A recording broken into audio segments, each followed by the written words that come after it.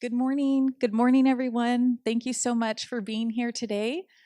Thank you to all our participants that have joined us both in person and live via Zoom. Okay, sorry about that. So thank you. My name is Christina Zavala, and I'm a SELPA coordinator here with Imperial County SELPA. And on behalf of myself and our entire SELPA content lead team, we would like to thank you for joining us as this is day one of a 5-part series on improving outcomes for English learners with disabilities. This project is funded and brought to you and supported by both CDE and CCEE, the California Collaborative for Educational Excellence. And let's get started. So today we are coming and presenting to you in a hybrid format. We have both in-person participants and team or collaborators participating via the Zoom platform via webinar format. Participants that are joining us via Zoom have access via listen and view only mode, and we would love for you to participate and engage with us as we will have the chat box feature and the Q&A feature open. Please, via the chat box, participate by sharing your insights, your comments as we move through the content throughout the day. And if you should have any questions, please add your questions to the Q&A box. We have team members that will be manning both the chat and Q&A box. And planning our day today, this is what our day looks like. We have a full day. Again, this is day one of a 5-part series. We're starting at, we started close to 8:30, but we will have a 10-minute break at each hour. We will break for lunch and then have a few more breaks at 1:30 and 2:30. So we just like to give you a heads up on what our full day will be looking like today.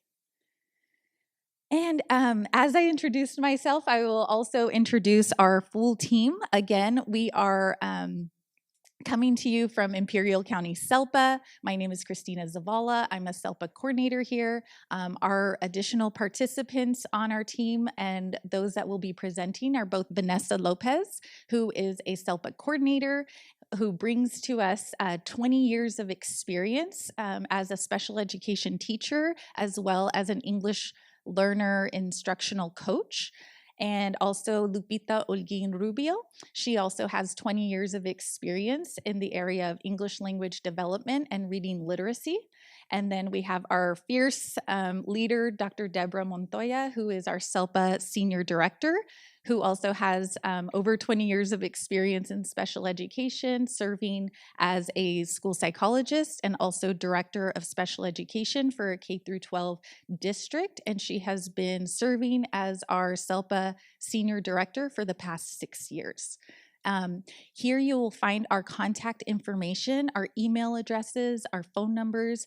Please feel free to contact us even after this session with any questions you or your district teams may have in regards to improving outcomes for English learners with disabilities. We love to connect and collaborate with you in the field. As we get started, please use the chat box to introduce yourself. We love to connect and see who's joining us from across the state of California. Please feel free to add your name, what district you're associated with, County Office of Ed, SELPA, your respective LEA, and share your position and role in how you serve students. And if I will give you a minute to drop that into the chat. We love to see where everyone is connecting with us from this morning. Okay, so on this slide, you will find the QR code. This is where you will have access to the slide deck for today's presentation. The QR code or the bit.ly link will send you to the Padlet for today's presentation, which has, again, a copy of the slide deck and all the resources that will be referenced throughout today's presentation. just so you know, the resources provided in the slide deck, in the Padlet, are yours to share with your teams and modify, make copies, and use with your district teams to meet the needs of your work in the journey that you're currently in providing supports for English learners with disability. So these are your resources to access and modify as needed. We like to interact with our in-person participants as well. So please, if you have any questions, feel free to raise your hand and I'll pass you the mic so you can also ask questions. Please feel free to engage as well as you are here in person. So again, the slide deck will be, you can find it on the Padlet through the QR code or the bit.ly link. Okay, so if you are wondering where Imperial County SELPA is located in our great state of California, if you look at the map here, Imperial County is located in the southeast corner of California, which is on the border of Arizona and Mexico. Again, we are a SELPA content lead team that is part of the California System of Support, one system. We are just one of 5 SELPA content lead teams. And again, our focus is on improving outcomes for English learners with disabilities. Now, why are we here? What is our focus today? As you can see in the slide, this is a visual that demonstrates that the total students of across California, we have 774,000 students identified with a disability in the state of California, and about 25 to 28% of those students are also identified as English learners. So they are about 25% of our students in California are duly identified as students with disabilities that are also English learners.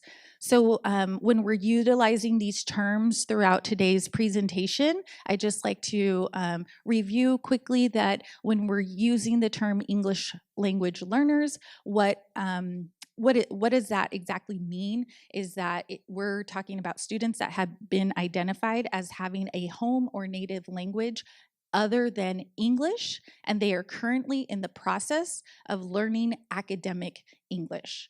And when we're utilizing the term students with a disability, that is that term is used when a student has gone through the formal assessment process and has been evaluated and formally identified as having one or more of the 13 disability categories that is identified under IDEA.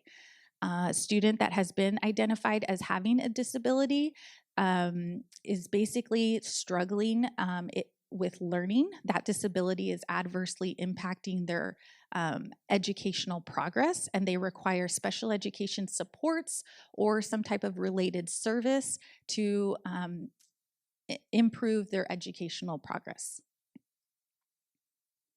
And in setting the context, where have we been and where are we at today? Just this timeline is just a visual to show you where we have started. So we have already started where California's the ELD standards came out in 2012, and we have been working towards the, now we are actually, what we're covering is the California Practitioner's Guide for Educating English Learners with Disabilities. So we started in 2012 and we've made progress in where we're at today. In 2015 is when we started the California Multi-Tiered System of Support was released, and we've been focusing on the MTSS process. In 2015, the California Dyslexia Guidelines were released and provide guidance to districts on how to support students that may have a learning disability, present a specific learning disability in the area of dyslexia. In 2017, you have the EL roadmap. And again, we are here or we actually in the year of 2019 is when the California Practitioner's Guide was released. Okay, so again, this is day one of covering the California Practitioner's Guide for Educating English Learners with Disabilities, and this guide is really it's comes out in a 5-section. It is comprised of 5 sections and a total of 9 chapters, which focuses on identifying, assessing, supporting, and reclassifying English learners who may qualify for special education services and pupils with disabilities who may be classified as English learners. So this is really our guiding document in supporting English learners with disabilities. Again, this is a guidance to help you in your districts with your teams provide appropriate services for English learners with disabilities. And again, here is an outline of the entire practitioner's guide. The focus of each section really supports teams in your respective roles and how you may be providing services to students with English learners. Really, the entire document may look, it's very large and long. It may be a bit intimidating, but if you look at the way the sections are broken down, it really identifies the focus of each section. And again, today we are focusing on the identification of English learners and MTSS and pre-referral interventions. So now I will hand it over to my colleague Vanessa Lopez that will get started with section 1. Thank you. Thank you, Christina. Let's exchange the baton here. Thank you. All right, good morning, everybody. Welcome. Thank you for joining us both in Zoom and in person. We're very happy to have you here. We enjoy making new friends and sharing this content, which can be supportive to every single one of you in the field. So as Christina mentioned, the Practitioner's Guide is divided into 5 distinct sections. And each of these sections has a specific topic. Section 1 today focuses on all things identification of English learners, MTSS, and pre-referral interventions. Section 1 is inclusive of 2 chapters, Chapter 1 and Chapter 2. Today we're starting off with Chapter 1. So to help you organize that in your mind for our time together today, the morning will be mostly involved in all things identification of English learners, and the afternoon will have a focus on more things MTSS related and providing supports for students using UDL, et cetera, et cetera. So let's jump in it. Again, Chapter 1 today, and as you can tell, the structures included in every single one of the chapters of the Practitioner's Guide are going to be repeated over and over again. If this is day 1 of your time with us, and you'll be participating on all of our sections, or if you participated in them last year or years prior, you will see that the structure is the same. So in order to allow us to engage and to access the content on this document, the Practitioner's Guide follows a very established structure that will allow you to view the document in its entirety. So when we're looking at the very first section, we're looking at questions that are addressed in this particular chapter. Those questions are divvied up into 2 sections, questions for teachers and questions for administrators. Now, as Christina mentioned, this can be a daunting document to tackle. 400 plus pages with tons of information. Some of it, when it's something new to you, it might be more difficult to process or to make connections to. So in honoring all things UDL and practicing what we preach, we've developed some resources that will allow you to process the information presented today and for you to take back and share to your site-based teams. So I want to call your attention to this infographic right up here. This infographic is downloadable, accessible, savable, and printable when you click on the live link. So what I'm going to do is I'm going to make my way up on the stage, hopefully not trip, because then it would be recorded, and I don't want that. And I'm going to pop it open.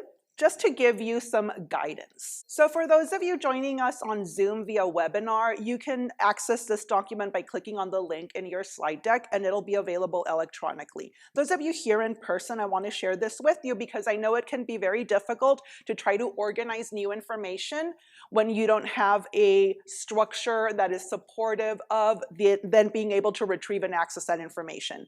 So what this document purports to do, we hope, is that it gives you a visual structure that aligns with the content within the chapter that can then allow you to reprocess some of the information presented today or take it back and share it with your teams. One of the highlights of this document is that every single section is hyperlinked as well. So if some of the bullets included there, some of the images included there are not sufficient for you to be able to access the information or to really answer some of those more nuanced questions, you can always click on these sections and it'll pop you back into the California Practitioner's Guide into the specific section where that is covered. So if you need more context, if you need more background, these documents are structured in a manner to allow you to do just that. So as I scroll down, you'll see that all the other topics are structured in a similar way, providing a hyperlink to either a form, an appendix, or to sections in the practitioner's guide that will give you additional information. Another section that I want to call your attention to is this bottom section. This bottom section will be consistent in every single one of the infographics that we've developed for the chapters, and that it gives you a capstone of a student scenario, which is a scenario that includes best practices, not necessarily exemplars, because as we know in special education, it all depends, shades of gray. But it gives you some ideas on some of the processes, procedures, and application of the topics within each chapter to allow you to process your own structures at your school sites, LEA, etc. Additionally, there is an FAQ section for every single chapter. So if there are recurring questions that you're constantly fielding or that you yourself have and need a refresher or a reassuring pat on the shoulder, you've got this, you're doing this right, the FAQs are a great place to do that. And again, those are included in every single chapter. Again, as I mentioned, this form is downloadable as a PDF. And it's also available for you in blocks. So if you are working with a professional learning community, if you are working with a community of practice, or if you're just sharing information with your peers at your school sites, this is a great resource to support that information because you can use those blocks as a guiding slide deck for your teams. So let's get into it. Let's get into the nitty-gritty now. This chapter is going to describe how students with disabilities may also be classified as English learners using appropriate assessments, accessibility resources, and language acquisition programs. So what I want to make clear is that chapter 1, we're talking about students who have already met eligibility criteria for special education. Chapter 1 is all about students with disabilities who may be English learners. So it's important for me to highlight that point because then it allows us to have a more streamlined conversation. However, we will touch upon situations, because it happens, where students might come into our school sites with no IEP. What happens then, right? So let's get into it. So as Christina mentioned, back in 2012, the state of California releases the ELD framework. So it's not new, it's been around for a decade. And English language development is super important as we are supporting students develop their English language acquisition process. We know that it doesn't look the same for any one student. We know that it's a spectrum of students. We know that English learners come in all shapes and sizes. We're dealing with different typologies. But what we are going to look at today is that we're going to be looking at the importance of identifying a student who needs help learning English. And in doing so, it is important that they receive the necessary supports to do well in school while receiving instruction in all school subjects. Want to call your attention to statewide assessment. In statewide assessment, when we're taking the SBAC and ELA and math, it's standards-based. It assesses the progress students are making. Same thing with the LPAC. It's standards-based. And students who have access to standards-based instruction will be able to make adequate progress. Absent instruction with those ELD standards as a foundational part of your teaching, it should come as no surprise that there might be little to no progress in developing English language proficiency. All right, 3 bullets. Question? Okay, so we're going to look at these 3 bullets, speaking specifically to student eligibility requirements. And for that, I'm going to hand it over to the expert herself, Lupita Olguin-Rubio, who will take over right now. Thank you, Vanessa. I want to welcome everybody who are here in person. We're thrilled to have people. It's been a while. It's been a minute. So we want to thank you, acknowledge the fact that you've taken some time away from your schools, from your students, to be here and expand and deepen your knowledge. Anything and everything having to do with English learners and my newfound knowledge and passion, English learners with disabilities, is an ongoing journey. And so again, I want to thank you for being here. And as well, our Zoom participants, thank you for joining us. And again, on behalf of Imperial County SELPA, we appreciate your participation. So as Vanessa was walking us through how important it is to take into consideration students who may be classified as English learners, it's absolutely critical that that process is accurate and appropriate. So we're going to identify these 3 bullets, and as we walk through this section, this chapter 1, we're going to review different considerations that the IEP team and practitioners ought to consider, as well as some requirements that are important for us to know and understand. So we're going to start with, what just happened? There we go. It's important for us to recognize that California Ed Code requires LEAs to assess the language proficiency, English language proficiency of students. And this process begins by determining the language or languages that are spoken at home. In the state of California, we refer to this as the Home Language Survey.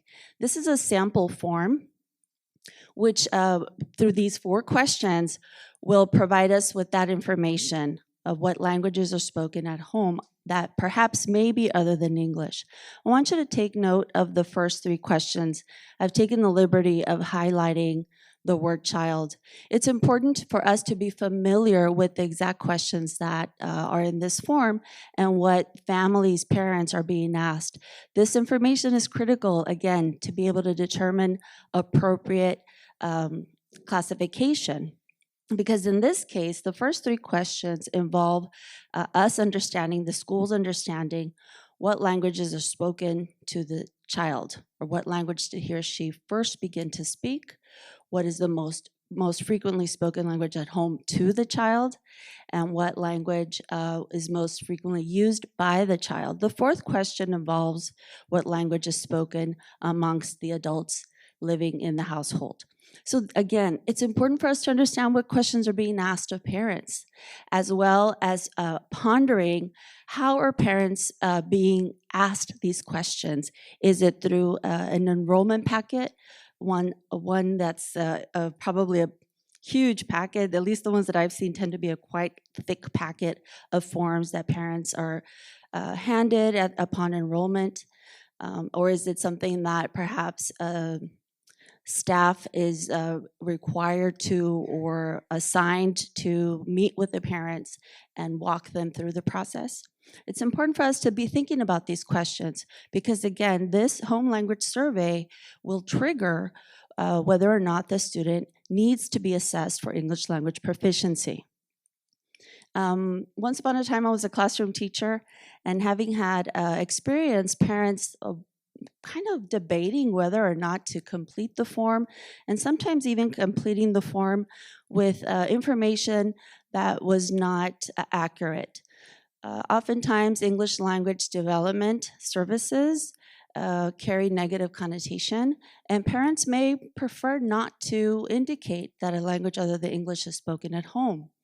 It's important for parents to understand the purpose of this form, and that doing so, should this child have spoken this language other than English, at home, in other words, if the first three questions are a yes, it's important for the parent to know that this is going to not only trigger assessment for English language proficiency, and should the child be classified as an English learner, then that student will be offered the services that he or she is entitled to. So it's important for parents to understand this, and this is where the LEAs, administrators, practitioners carry a responsibility to make clear that information, whether these forms go home as part of a multi-form packet, or if it's a little bit more formal interview, if you will.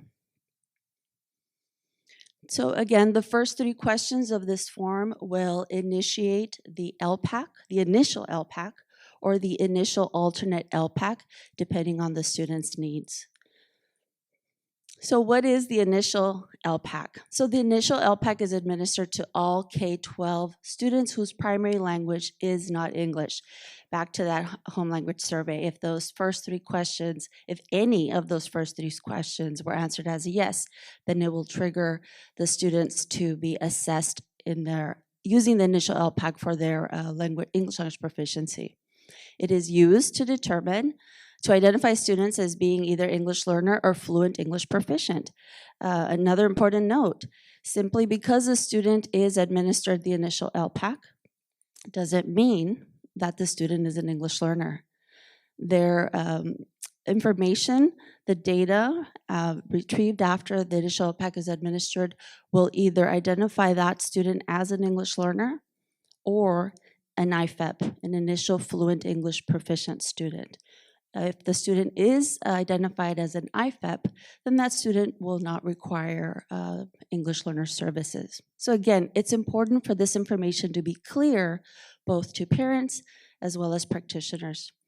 So again, the initial LPAC is one of the two English language assessments that are administered in the state of California. The initial LPAC is only administered once upon enrollment, once it is determined that the student speaks a language other than English at home. And so then we must identify if the student requires English learner services. The assessment timeline that you see here clarifies when the initial LPAC is to take place. Take note of the text at the bottom of that slide. Within 30 calendar days of enrollment. So irregardless when the student enters the school, within 30 days of enrollment, the HLS, the home language survey, will be handed as part of their enrollment process. And then that information, again, will help us determine whether or not the student needs to be assessed for English proficiency. So this can happen anytime during the school year. So anytime between July 1st and June 30th is when the initial LPAC or the initial alternate LPAC can be administered. So the key here is within 30 calendar days of the enrollment. So let's talk a little bit about the composition of the LPAC, the different components of the LPAC, because it's important for us to understand what exactly students are being assessed on and for. So the LPAC, again, is an assessment of English language proficiency.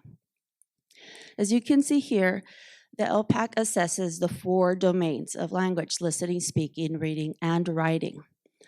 And through this assessment, we gathered 2 performance areas, and that's what you see here at the top and at the bottom of this slide. So for listening and speaking scores together, combined, we have a composite score for oral language. So oral language is determined by the listening and speaking information gathered from the LPAC. The written language performance of the student is gathered from the reading and writing components of the LPAC, and together, both the written and oral language, those 2 scores together will give us the overall LPAC score. So all of the domains are assessed. Clusters of the domains are used as a composite to come up with the overall LPAC score. This is a sample student report of the initial LPAC. Please know that all of these resources you see on the slide, if you have the electronic version, everybody has the electronic version. You'll be able to access them by just clicking on each of the documents. So if you want to take a closer look at them, because I know my eyes can't see that text any longer, just know that you're able to access them by clicking on the actual forms, on the actual images. So again, this is a sample initial LPAC student score report, and this is what parents get. It gives them information about what the assessment is and why it exists, why is it for, and what is it for. It gives an overall score and a performance level. And again, you see the 4 domains and how they are combined to come up with that overall score. Let's take a closer look at the performance level. So once the student is assessed in the initial LPAC, that overall score will identify a performance level. So I took the liberty of adding these green little boxes that you see on the side of that zooming in of the performance level, because it's important for us to note, again, as practitioners, that the LPAC levels aren't labeled identical to the ELD proficiency levels. So right away, let's call it out. They are the same, but they're not labeled the same. Okay, so I took the liberty of putting in those little boxes just to give us some point of reference so that we can see the relationship between the LPAC levels, in this case, the initial LPAC levels, with the English language development levels, which are the emerging, expanding, and bridging. So let's talk a little bit about the initial alternate LPAC. So the initial alternate LPAC, like the initial LPAC, is the assessment that English learners, in this case, English learners with most significant cognitive disabilities, are administered as a result of the home language survey questions. One of the 3 questions, remember? Any one of the first 3 questions will trigger the initial LPAC. Let's talk a little bit about the initial alternate LPAC. So again, this one is specifically for students who have the most significant cognitive disabilities. I took the liberty of including a little video clip there for your reference. It's actually designed for parents, but it's a short and concise, and it walks you through what the initial alt LPAC is. It's good information to have as we're building our knowledge on these fairly new assessments. So who takes the initial alternate LPAC? The initial alternate LPAC is given to a student who, again, has a significant cognitive disability, and that the IEP team has decided that that for this student, the alternate assessments are most appropriate, which include the initial alternate LPAC. So, and as well as including the student must also have a home language survey, which indicates that a language assessment must be administered to determine what language proficiency the student may be. So the home language survey must indicate a language other than English, as well as the student has to have a significant cognitive disability, and the IEP team must have determined that the student needs to take alternate assessments, again, which includes the alternate LPAC. In this case, the initial alternate LPAC. So again, lots of information. Some of this may be new to you. I know the alternate LPAC is new to all of us.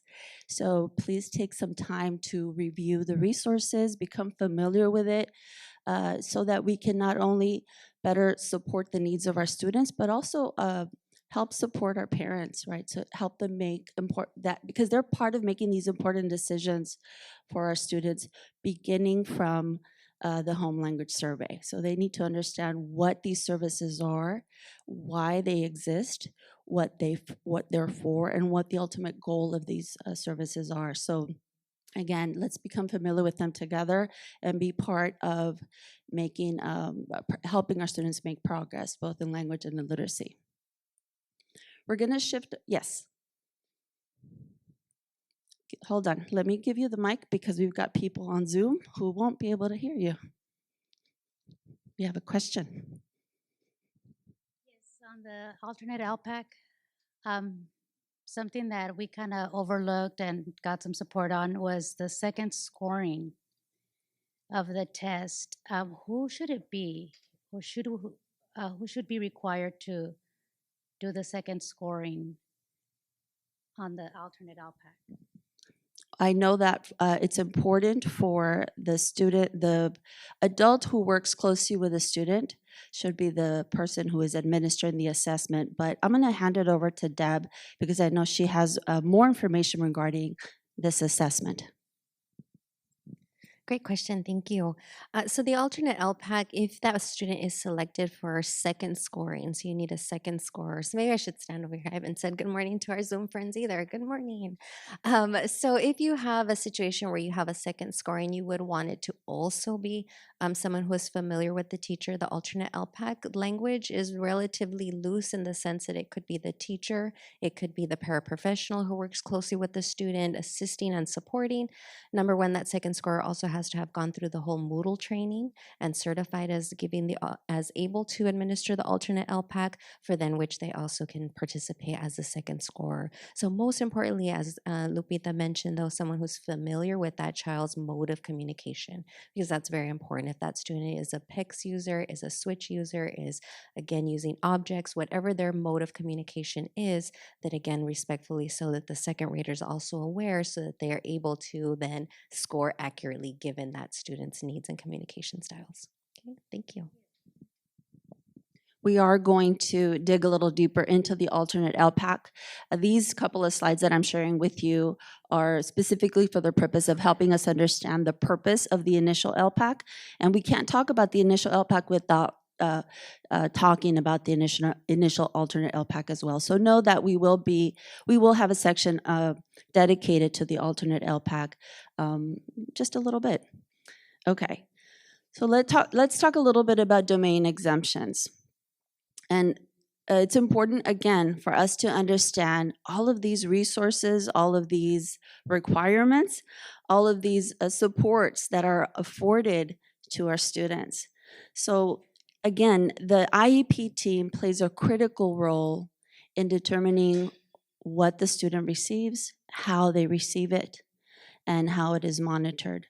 So in the case of domain exemptions, you see here the graphic that I shared with you when I gave you that kind of high-level overview of the components of the LPAC itself. So we're bringing it back to kind of tap into that understanding of how the LPAC is designed.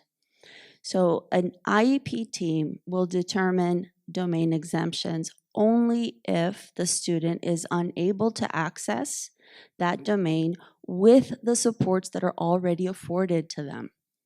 In other words, what does that tell me as a practitioner or the person who is assessing? I need to make sure that those resources, accessibility resources, which we're going to talk about a little bit later as well, are being used and tried out to no avail, that they don't work, that they are not providing the student the supports that these resources are designed for. Therefore, there aren't any existing resources to help him or her access this particular domain successfully. So only when the domain is not accessible to the student by any of the using any of the other accessibility resources, the IEP team may determine that the domain exemption is necessary and appropriate. So we're going to, again, spend a little bit more time on what those accessibility resources are. But it's important for us to know and understand this moving forward. So an important note regarding domain exemption. So once the IEP team determines that the student needs a domain exemption, it's important, again, to note that only one domain from each one of those performance composites can be exempted. In other words, it's in order to have an overall LPAC score generated, we cannot have both the listening and speaking domain exempt. It could be a listening domain and maybe the writing domain because they're from different language performance composites. Does that make sense? Okay. So again, it's important for us to be very careful aware of the accessibility resources, have tried out the appropriate accessibility resources before we determine we need a domain exemption, because for this particular student, these accessibility resources are not providing the support that he or she needs. And for that, we have a handy-dandy checklist. We like checklists because they help kind of guide what we have to do, but not without that dialogue and discussion. Again, being aware of what the student is able to do, being aware of his or her disability and how it manifests in his or her learning and how it impacts the domains and what supports are being provided and whether or not they work.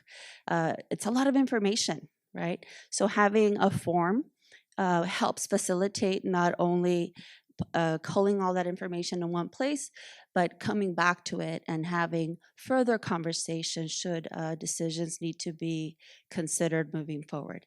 So we're going to be revisiting this particular checklist as we talk about accessibility resources, but I wanted to highlight where the resource itself, this checklist itself, and where the section on domain exemption exists with a little bit more information regarding what I just walked you through.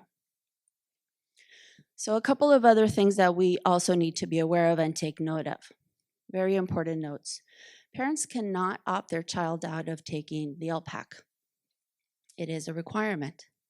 So again, it's really important for parents to understand the purpose of the home language survey, why the questions are designed the way that they are, and what does it mean for a student receiving services, English learner services. What does that mean for your child and why it's important for them to receive them?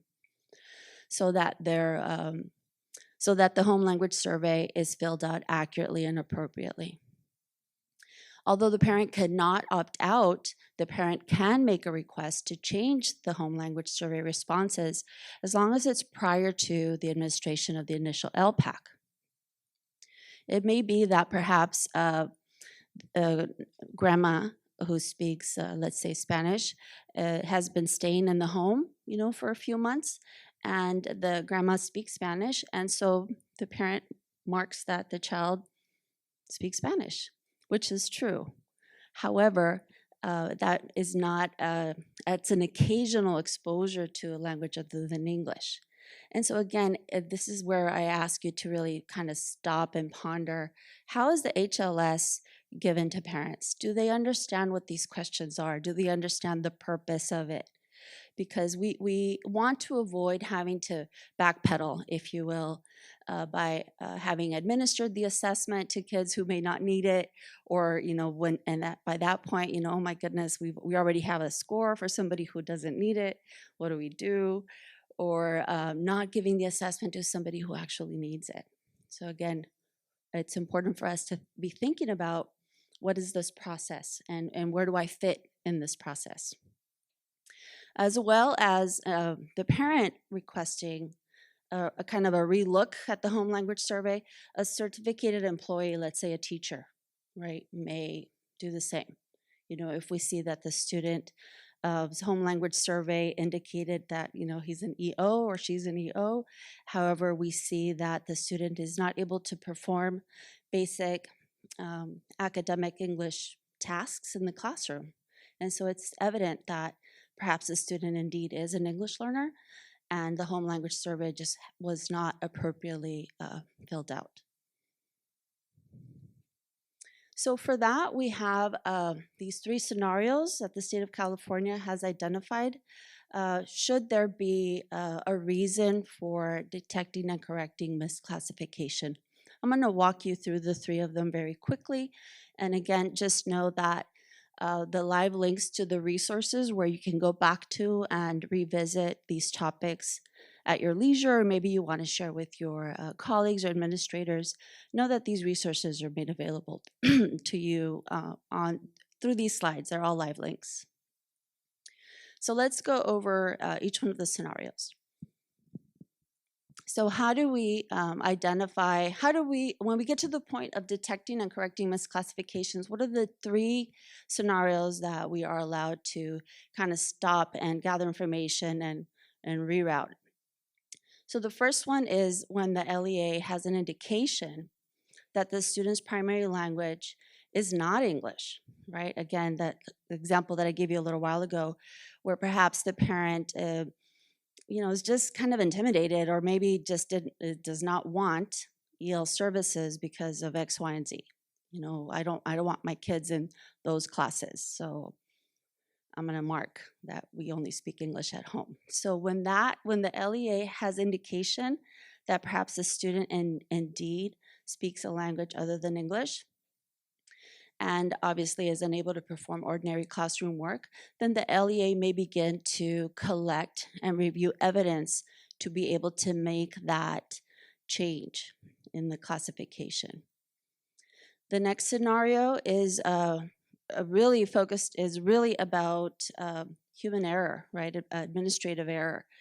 So in the case where perhaps a student is not eligible for the assessment, an English-only speaking student, and papers get shuffled, they get handed off from one desk to another, and this kiddo gets the LPAC and is not eligible for the LPAC. So in this case, it's important for the LEA to take note of the information and collect evidence based on the original home language survey, to make that determination that indeed it's important for us to correct this classification. And then the third scenario involves the request of the parent or guardian. So in this case, the parent, again, as I stated earlier, may request, they can't opt out of the LPAC, but they may make a request to relook, right, at the classification. So again, in all of these scenarios, it is required to collect information, collect data, and to review the data before a determination of whether or not the misclassification is appropriate. So because identifying English learners accurately and appropriately and in a timely fashion is extremely important for their success, so that we are able to provide the supports that are afforded to them. It's important for us to think about our current practices and policies for identifying which students need to be afforded these services, right? So which are the kiddos that absolutely are going to need EL services? So, and how that process begins is important for us to be aware of. So this slide gives us some information about some promising practices, some best practices to consider if they are not already in place. So in order for this process to be clear, key people need to be in the know of what the home language survey is, connecting with parents and having conversations with them about the services that are afforded to their students should they need them. What do our ELD services look like? What are they for? What are some samples of success, right? So that parents are aware of what students will be getting should they need EL services. So training staff, training parents, taking a look at how the home language survey is presented to parents. Is it the packet, or is it an opportunity to have a dialogue and gather more information about home language? So these are just some things to consider as we are possibly wondering what our current classification processes are. So for that, we're going to take, I think, Vanessa, is it break time? Yes, actually it is. So what we're going to do, folks, is we're going to give you some time to review these questions. We've given you a lot of information about initial LPAC, initial alternate LPAC, what does it mean, what does the home language survey mean, what is it for, et cetera, et cetera. So at this point, I want to give you some pause and process time and then we're going to go for a short break because it is right around that time to take a small brain break. So I'm going to walk you through these questions. For those of us joining us via Zoom, we're going to give you about 5 to 7 minutes to review these questions. Take note of some of the questions that perhaps you are not quite sure of, and be thinking about who might you be able to ask for information regarding these questions. So what is your current enrollment process related to English learner status classification? Do you know it? How is this process communicated to staff and families? And what is your role in that line of communication? Who is responsible for the different steps in this process? Do we know if it includes office staff, the registrar, perhaps some English learner leads, special education administration? So who are the people involved in this process? And what are the checks and balances to ensure an accurate and effective process is being implemented? So we'll just give you about 5 to 7 minutes, if I can have one of my colleagues set a timer, to give you some time to read, reflect, and take note of perhaps you know the answer, perhaps you don't, and just take note of who might you be able to lean on to get a better picture of what your current processes are. Helps us structure and then make certain adjustments on how it is that we're going to continue answering some of your questions. And we will definitely do some of that for you today. So hopefully during the break, you had some time to pause, process, share out some of your reflections with your team members, or maybe even engaged in some note-taking for yourself and some points that you want to be sure to take back to your sites or to share with your peers back at your respective LEA. So Lupita covered all things under bullet 1, the home language survey, and what then gets kicked off, which is the assessment and then the determination of whether the student is initially fluent English proficient or in fact an English learner. Right now we're going to focus on bullet 2, which is where the IEP determines if an alternate assessment is most appropriate.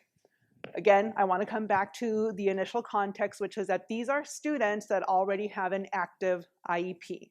So we're not talking about students that are in the process of perhaps meeting eligibility criteria after being assessed, but we're talking about students that have an existing IEP. So when the IEP team is starting to have these discussions on whether an alternate assessment is most appropriate, it is important to focus on the following things. First and foremost, that as per the latest information from the California Department of Education, a determination that the student has a specific learning disability rules out consideration of the student having the cognitive impairment and therefore being considered for the alternate assessment. Those of you that have a good relationship with your school psychologist or are beginning to know more about the information related to eligibility criteria and how SLD is established, it is important for you to engage in these conversations, because in knowing exactly what eligibility criteria under SLD is, you will see that it is automatically not appropriate to say that the student then has a cognitive impairment. And one of the requirements for being able to assess a student using the alternate assessment is that the IEP team is saying that a significant cognitive impairment exists. So just critical to get that out front in our conversation around all things accessibility and how the student is then assessed. So in the Zoom chat and the Q&A feature of our Zoom webinar, quite a few questions popped up regarding the accessibility checklist form. So we're going to spend some time looking at the form specifically, now looking at this bottom section that's been signaled out by the orange tick box on alternate assessment. As you can see, it starts off with 2 questions. Well, 2 sections. The first question is, does the student have a significant cognitive disability and an IEP? Yes or no?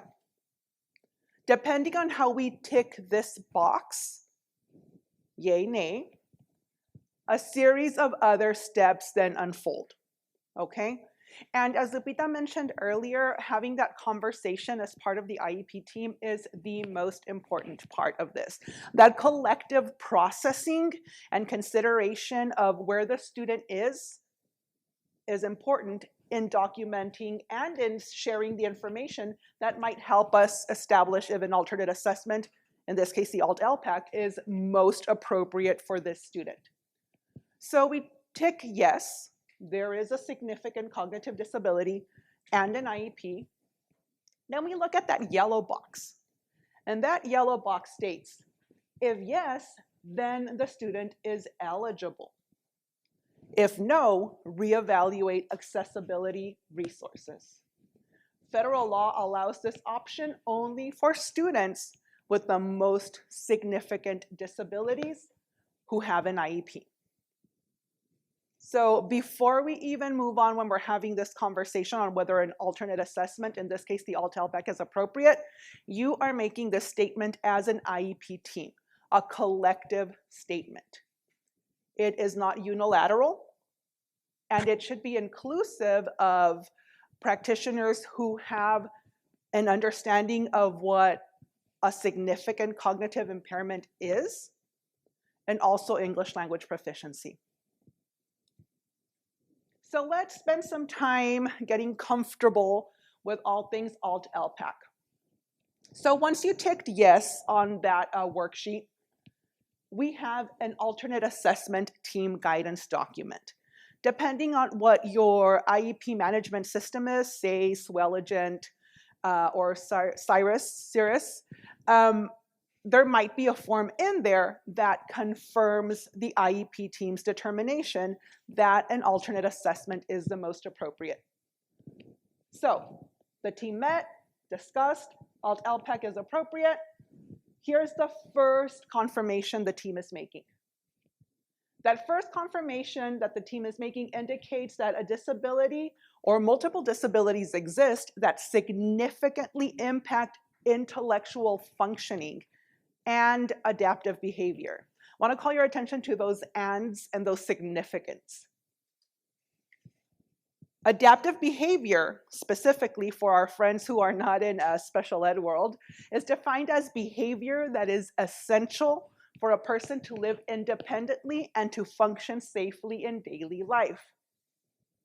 So here are some sources of evidence that you may use as a team to determine if this in fact exists. You may use individual cognitive ability tests, adaptive behavior skills assessments, informal assessments, individual reading assessments, district-wide alternate assessments, and achievement tests. Again, it is not an exhaustive list, but an idea for you to get started in discussing this information. Second confirmation that the IEP team is making when saying that the alternate LPAC is appropriate is that the student is going to be learning content that is aligned with the standards.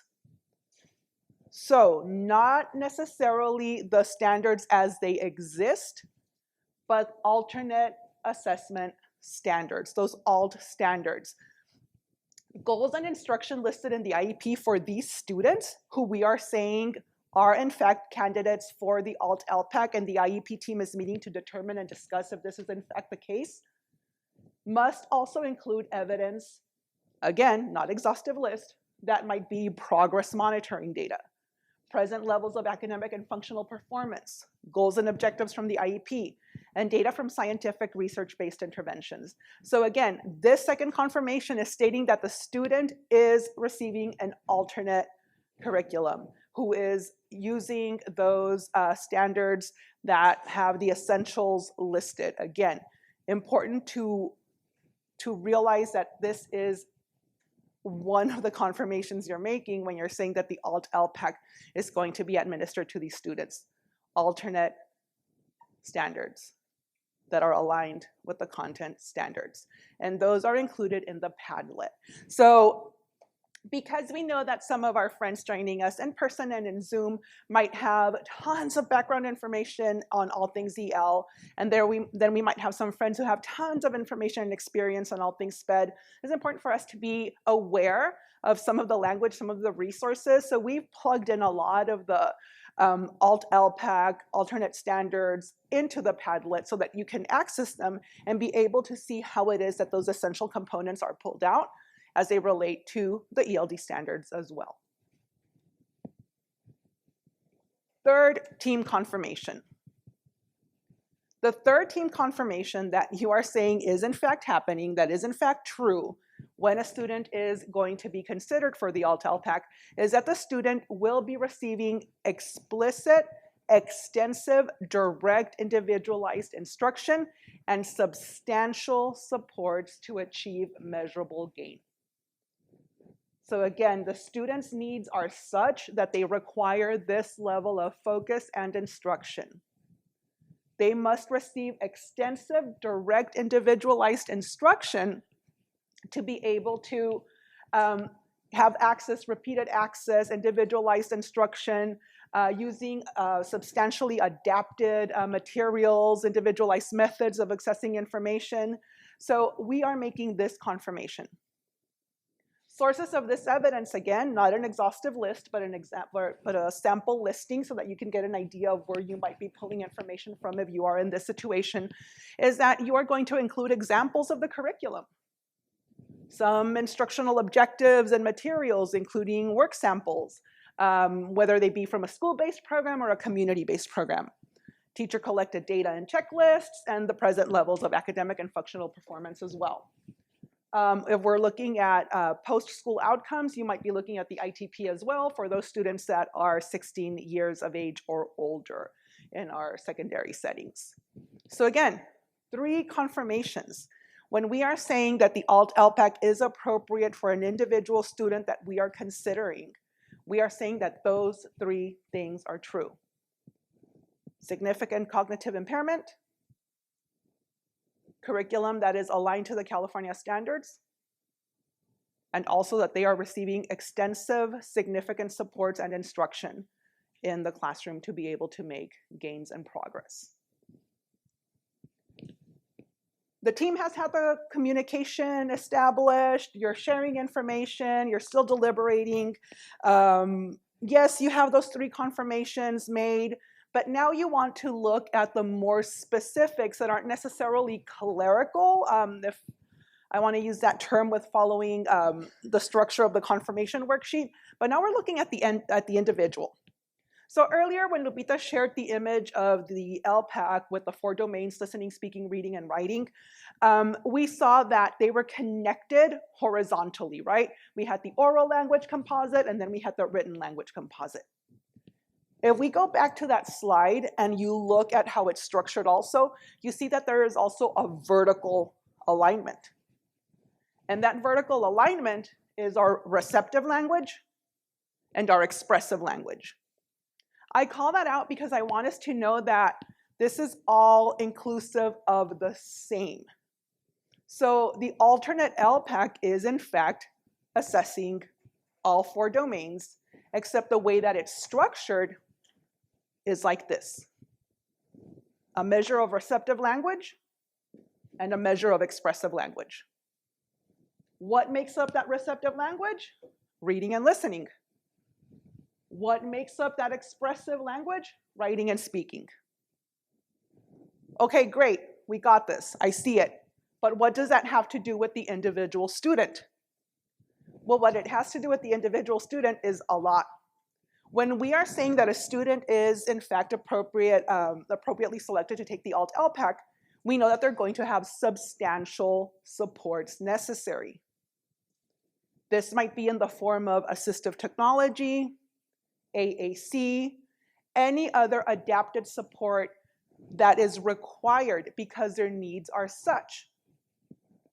So when a student is able to communicate using receptive language and expressive language, it might look very different than students who might take the LPAC with or without accommodations. So that to lay out the foundation for this next slide. When administering the alternate LPAC, we have to consider the student's preferred mode of communication, which is vital to the administration of the assessment to get an accurate read, an accurate manifestation of what the student is able to do.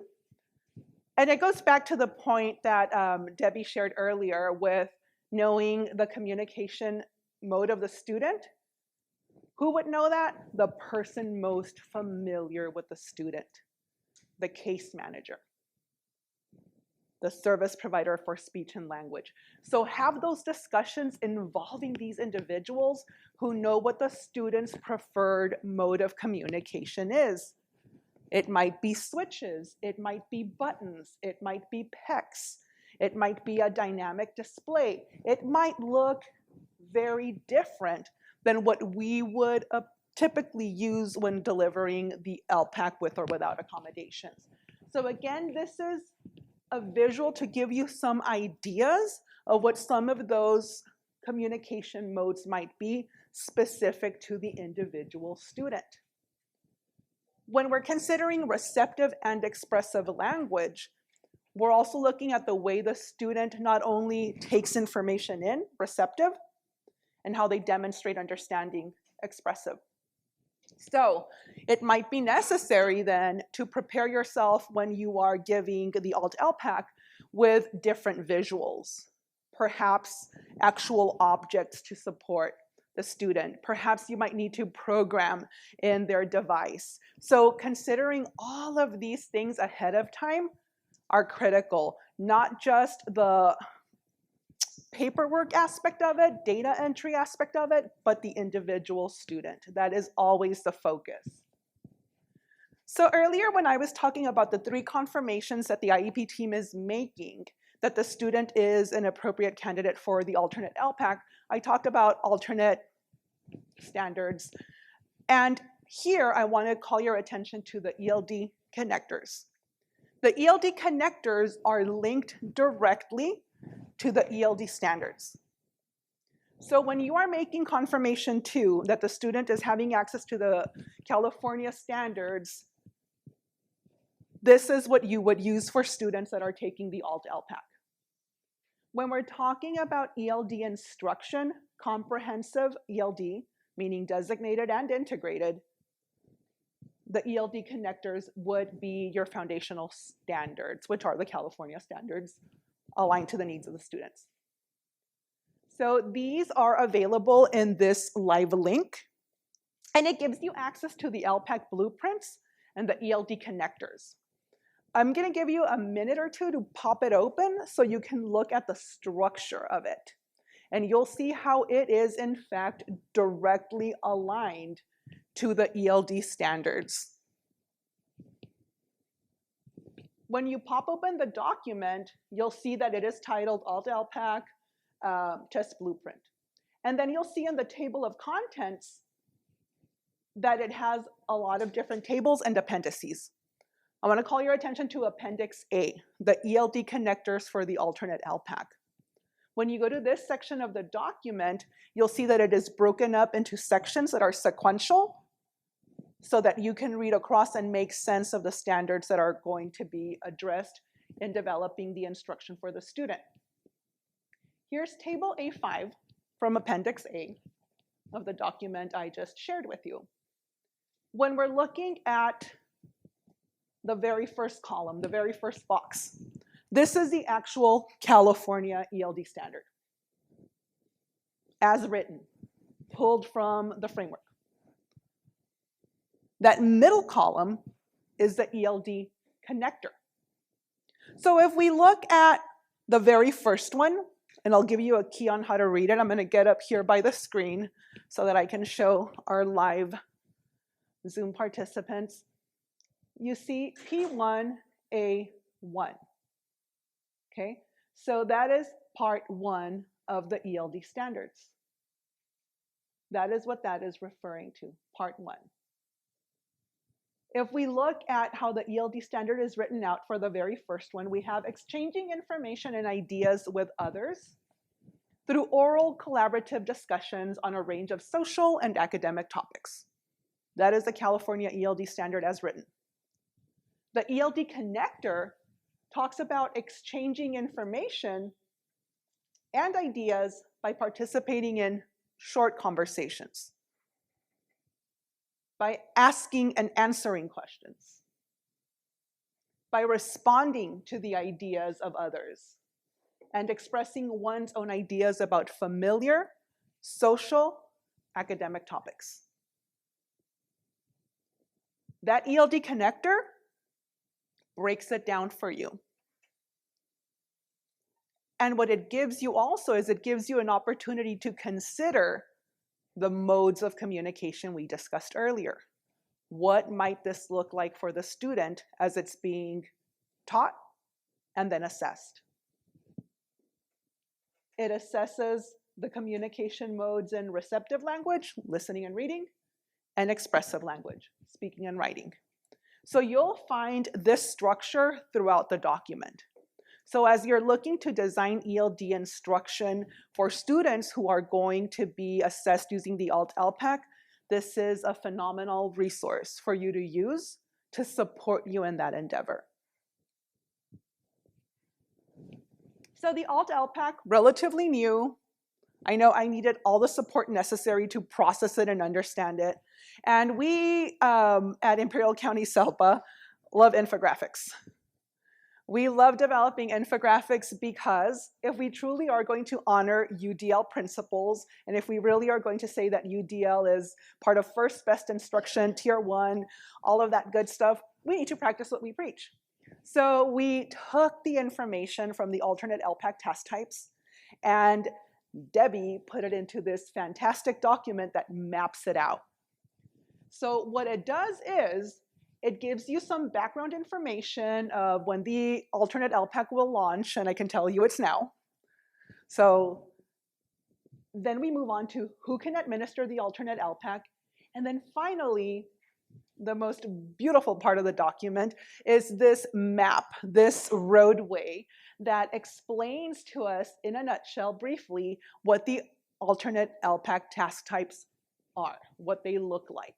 So this document available for you to download, print, access, save it on your device, wherever you save your documents to support your practice, is available so that you can refer back to, so that you can know how it is that students are going to be assessed using these task types. If we look at task type 1, it's recognize and use common words. Knowing what it is that students are going to be assessed on is important because, again, it supports your development of instruction. And yes, the session is not on aligning and designing instruction for English learners with disabilities, but it's important for us to know that from the get-go. The second task type is communication about familiar topics. Referring back to the blueprint document that we just shared that we read across, there's that standard. Communicating about familiar topics. Remember social and academic? Standard pointed that out. And earlier I made the point that if we are not teaching the standards, then there's no way we can demonstrate growth. So now here is a through line. Here is that dot to dot that we're connecting. The third task type is understanding a school exchange. Again, familiar topics, school setting, describe a routine, etc., etc. So these task types are laid out for you visually and are also equipped with live links to take you to the longer document with more information and explanation. The task types are a very supportive tool to your practice because it'll tell you exactly how the student will be assessed, but also how you might structure classroom interactions that are inclusive of expressive language and receptive language using the ELD connectors. So again, critical information that is important. So I can't say that the ELD connectors are important and not give you time to explore them. So we're going to spend some time using this Jamboard to explore the ELD connectors. So think of your own grade level or grade span. pop open the document and find the section you want to focus in on. Consider the linguistic supports that might be necessary for the students that you serve. Again, we're talking about students with significant cognitive needs, disabilities.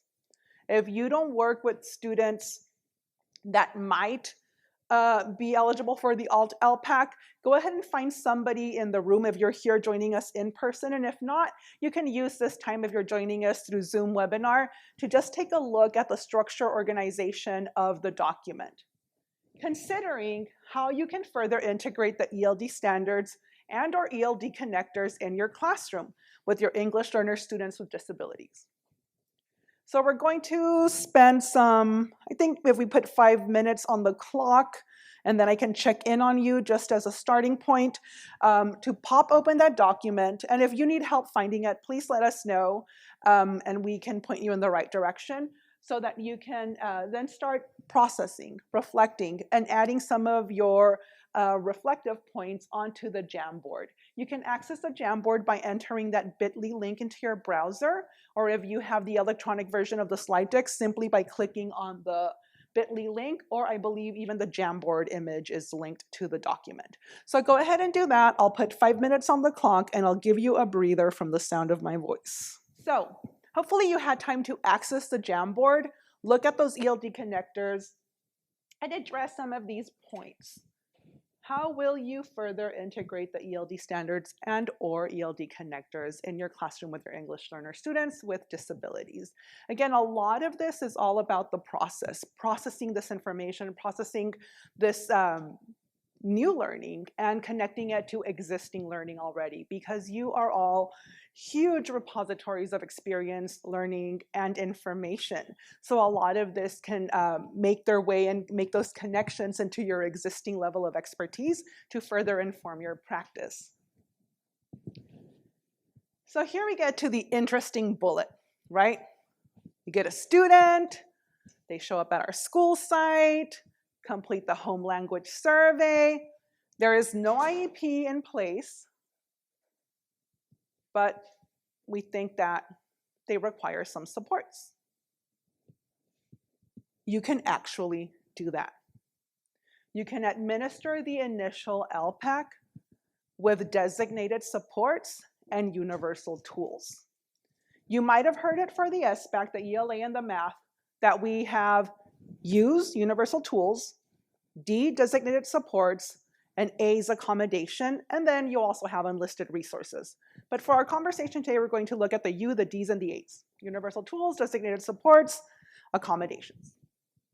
If no IEP is in place, you can, in fact, turn on designated supports. Those universal tools are already embedded in the testing interface, and there's no need for you to turn them on if you're using the computer-based LPAC. But those designated supports can actually be initiated. The recommendation can be initiated by anybody that has knowledge of the student and their individual needs.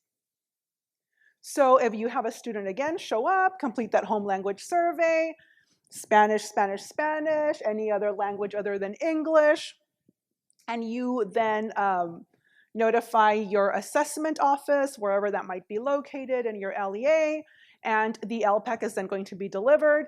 You can turn on designated supports for the student per domain, because each domain is different, which is why it's so important for you to have an understanding of the accessibility resources that are available.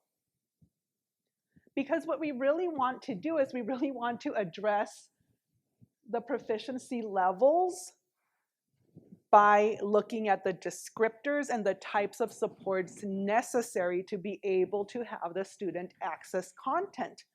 Because what we need to be able to connect is language.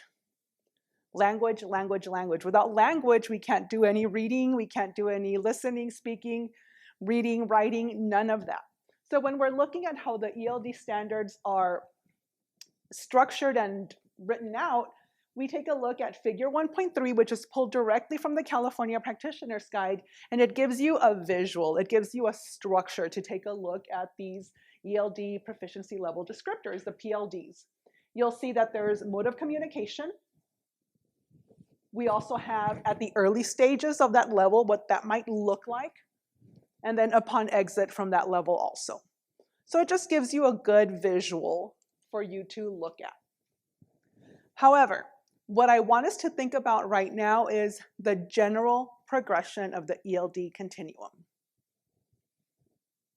If we start off looking at native language, what we're saying when we talk about native language is that when English learners come to a school, they come with a wide range of knowledge and competencies in their primary language, which they can in fact draw upon to develop English. Okay? So whatever primary language they come in with a wide range of knowledge. It's not saying high level of knowledge, low level of knowledge, wide range, a spectrum of knowledge and competencies. None of them come in with an empty slate. They all bring in something.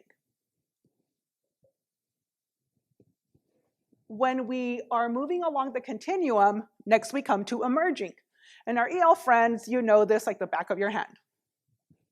We know that English learners at this level are progressing super quickly. They're picking it up, right? They're trying to apply those words. They're using English for their immediate needs. They're beginning to understand academic vocabulary and different features of academic language. So you see some kiddos just take off. Then we get to expanding. So in this progression of the ELD continuum, we're looking at English learners who are increasing English knowledge skills and abilities. The growth might not be as exponential as it was in emerging, because they are learning a greater variety of academic vocabulary, grammatical structures, and discourse practices. So again, this is a lot more complex and nuanced. Once you're getting to this level, you are in fact expanding that understanding. And though in the past it would say like, oh, well, for this stage it would be 1 to 2 years, we know that there is not an exact mapping of English language proficiency. Some students progress quickly, some stay static in some of these stages, and some have issues building beyond. In the general progression of the ELD continuum, next we come to bridging. At the bridging part of the continuum, English learners are learning and applying advanced English knowledge, skills, and abilities. More complex, more nuanced. It's not using 1 word, 2 words, 3 words. We're actually processing, applying, connecting, using depth, using complexity. It is not as noticeable, the level of growth within this level, because a lot of it is happening under the surface. It's that processing level, right? You're beginning to bridge fully now. It's a transition into full engagement into English language without the need for specialized instruction. And then finally, lifelong language learners. And to give you an example, I'm a lifelong language learner. All of us are lifelong language learners. To some extent, I know that in some situations, I'm at bridging. Sometimes when I'm encountering new content, I clarify to myself in Spanish. I repeat what I'm reading in Spanish to make sure that I fully understood it, and then reapply it to the English. So I have my own strategies to be able to make meaning when something is more, as we look at the bridging section, when something requires highly complex texts. I go back to that. So again, a continuum not necessarily a roadmap with estimated time of arrival. No ETAs here, okay? So it's a continuum. Understanding what that continuum looks like allows us to have an informed discussion processing of the types of linguistic supports we might need. Depending on where we are in that continuum, we might need substantial supports, moderate supports, or light supports. That doesn't mean that these are, in fact, true across the board. Okay, these depend on task, purpose, audience. It depends on all of that. And we're also thinking about language domains. When it comes to listening, I might need light linguistic supports, but when it comes to writing, I might need moderate supports. So knowing that these linguistic supports can be adapted and aligned, if you look at the yellow text under each section, that'll help you also understand where it is that your students are and the levels of supports that you're providing for different academic tasks. Typically, and I say typically, a student who is at the emerging portion of the continuum might need substantial linguistic supports. A student who's at the expanding level might need moderate supports. And a student at the bridging level might need light linguistic supports. However, again, task dependence. What is it that the student is being asked to produce? What language domains are they accessing? So important for us to consider all of these points when providing opportunities for our students to build their English language proficiency so that they can then be able to apply their new learning, their new understanding to a variety of contexts. Because we know that every single learner has a high level thinking ability with the appropriate linguistic supports. At their individual level, with their respective strengths and weaknesses, English learners possess the cognitive abilities appropriate to their age and experience. So what they bring is what's appropriate to them. And in order to communicate about their thinking as they learn, they are going to need those linguistic supports depending on the linguistic demand and the cognitive demand. And typically we want to make sure that if the cognitive demand is high, the linguistic demand is a little lower. Or if the linguistic demand is high, the cognitive demand is a little lower. However, absent that, if it's a situation where that is not perhaps immediately possible, providing linguistic supports gives an access point for our English learners to be able to connect with the content. And one of the ways we do that is through accessibility resources. So earlier I talked about students who come to our school site, complete the home language survey, no IEP, take the LPAC, and we decide to give them access to universal tools and designated supports. Knowing what these accessibility resources look like in an assessment context is important, but it's more important to know what they could possibly look like in the classroom as well. Right now we're focused on all things LPAC and Alt-LPAC, so that is the focus that we're going to retain. However, I do want to plant that little seed that accessibility resources do in fact have a place, not just in assessment, but also in your everyday instruction. When we're looking at universal tools are those tools available to all students. The only determining factor as to who gets it is student preference and selection. Think of your testing interface. The student can choose to zoom in, zoom out. They can choose to highlight. Those are all universal tools. You don't need an IEP. You don't need a 504. These are available to all students. Designated supports, on the other hand, need to be not turned on, but recommended by an educator or team of educators with parent and guardian input as well as student input as appropriate. A 504 or an IEP is not necessary for a designated support. And remember that these are also specific to the language domain.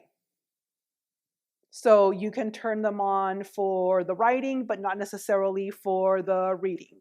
Or if you want to turn them on all the way across because the student needs them, you can do that as well. But again, domain specific, available to all students. So I'm going to go ahead and start this video. The importance of implementing accessibility resources, voices from educators. Let me go ahead and pause this for a second. California Department of Education. And first check that, is it being picked up for our Zoom participants? Fantastic. So I'm going to go ahead and play this video. It'll be a little over our break time, but after the video ends, we'll take a break, okay? Let me go ahead and make it go full screen. Let me clear this tray. And here we go. Understanding what students know and can do is essential to making good decisions about student learning, which is why California state assessments offer accessibility resources ensuring all students have equal access to assessment. For the California Assessment of Student Performance and Progress, or CASP, and English Language Proficiency Assessments for California, or LPAC. These include universal tools, available to all students, designated supports, available to some students who have an identified need, and accommodations, available to specific students with needs documented in an Individualized Education Program, or IEP, or a 504 plan. We spoke to California educators to learn more about the importance of implementing accessibility resources for assessments. My name is Erin Gordon. I'm the Director of Assessment Services for San Diego Unified.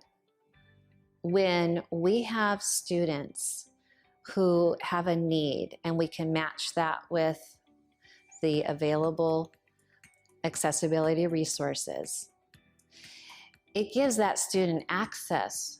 But for us as educators, it gives us a more accurate measure of what they know and what they can do.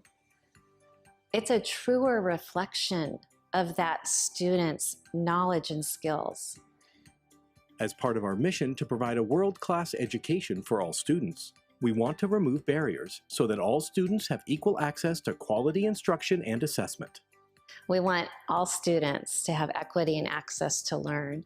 And so when we talk about assessment, effective assessment, and the appropriate accessibility resources, that's a powerful tool to advance equity. So I'm Veronica Maxwell. I am the principal at Burbank Elementary School in San Diego Unified School District. When my teachers found out that they were indeed able to use these accessibility supports for all of their students, they were very happy. They were excited to find out that now, not just their students with IEPs, but all of their students were able to access the supports that they needed. My name is Sam Avalos. I'm a fifth grade teacher at Burbank Elementary School. Yeah, when our new principal came in, she actually told us about this. We were not aware, and so it was like a life-changing moment for us, really, because we thought that this was only available for special day students, and when she told us, no, this is available for any student, we were really excited about it. I do feel that last year was the first year we really utilized these, and our scores increased significantly. Part of the reason was that they were able to use and practice having these resources available to them during the assessment. These are available resources, and there is no penalty. It's giving students access without interfering with what's being measured. Ensuring that students have appropriate accessibility resources is a journey that requires awareness and educator support through professional development. I'm Heather Potter. I'm the principal at Knox Middle School in San Diego. And I'm Brandon Balo. I'm an ed specialist also at Knox Middle School. As we transition to CASP testing over the years, our district has a wonderful assessment department, and they provided professional development for all administrators and testing coordinators. So through those learning experiences, we were able to learn more about the resources ourselves.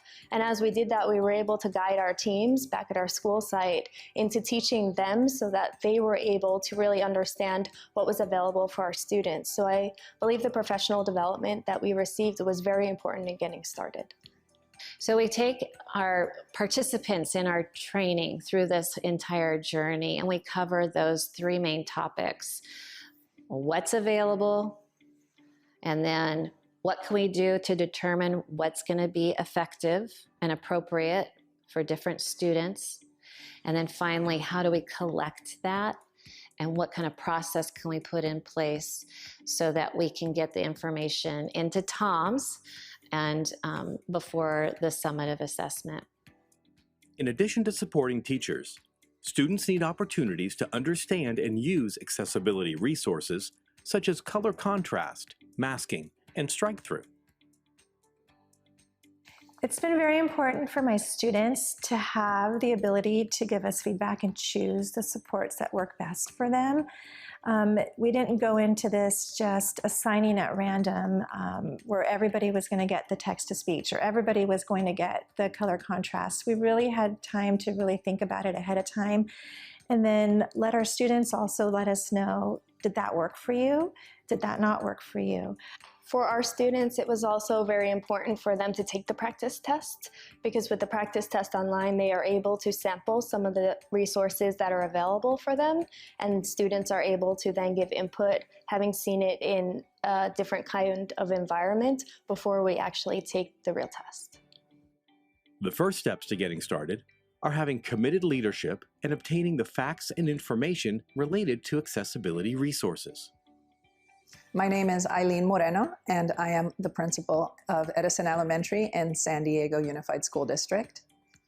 I got started with this process by doing a lot of reading, but I felt that it was important for me to be very, very knowledgeable about how the accessibility resources work and how they could help our students. I watched videos on our district website, I watched videos on the CASP website, and so I basically made it my job to be as knowledgeable as I could about the accessibility resources so that I can properly explain them to my teachers and then also answer any questions they might have. A principal is key in implementing the accessibility resources. They play a significant role in this process. It's the principal who's going to set the stage. They're the instructional leader. They're leading their staff. They're the ones who can carve out time in the schedule so that their teachers can sit, they can learn, they can collaborate, identify the needs of the students and match those with the available resources. So all of this is really important work, and the principal is the one that can make this happen at their school sites.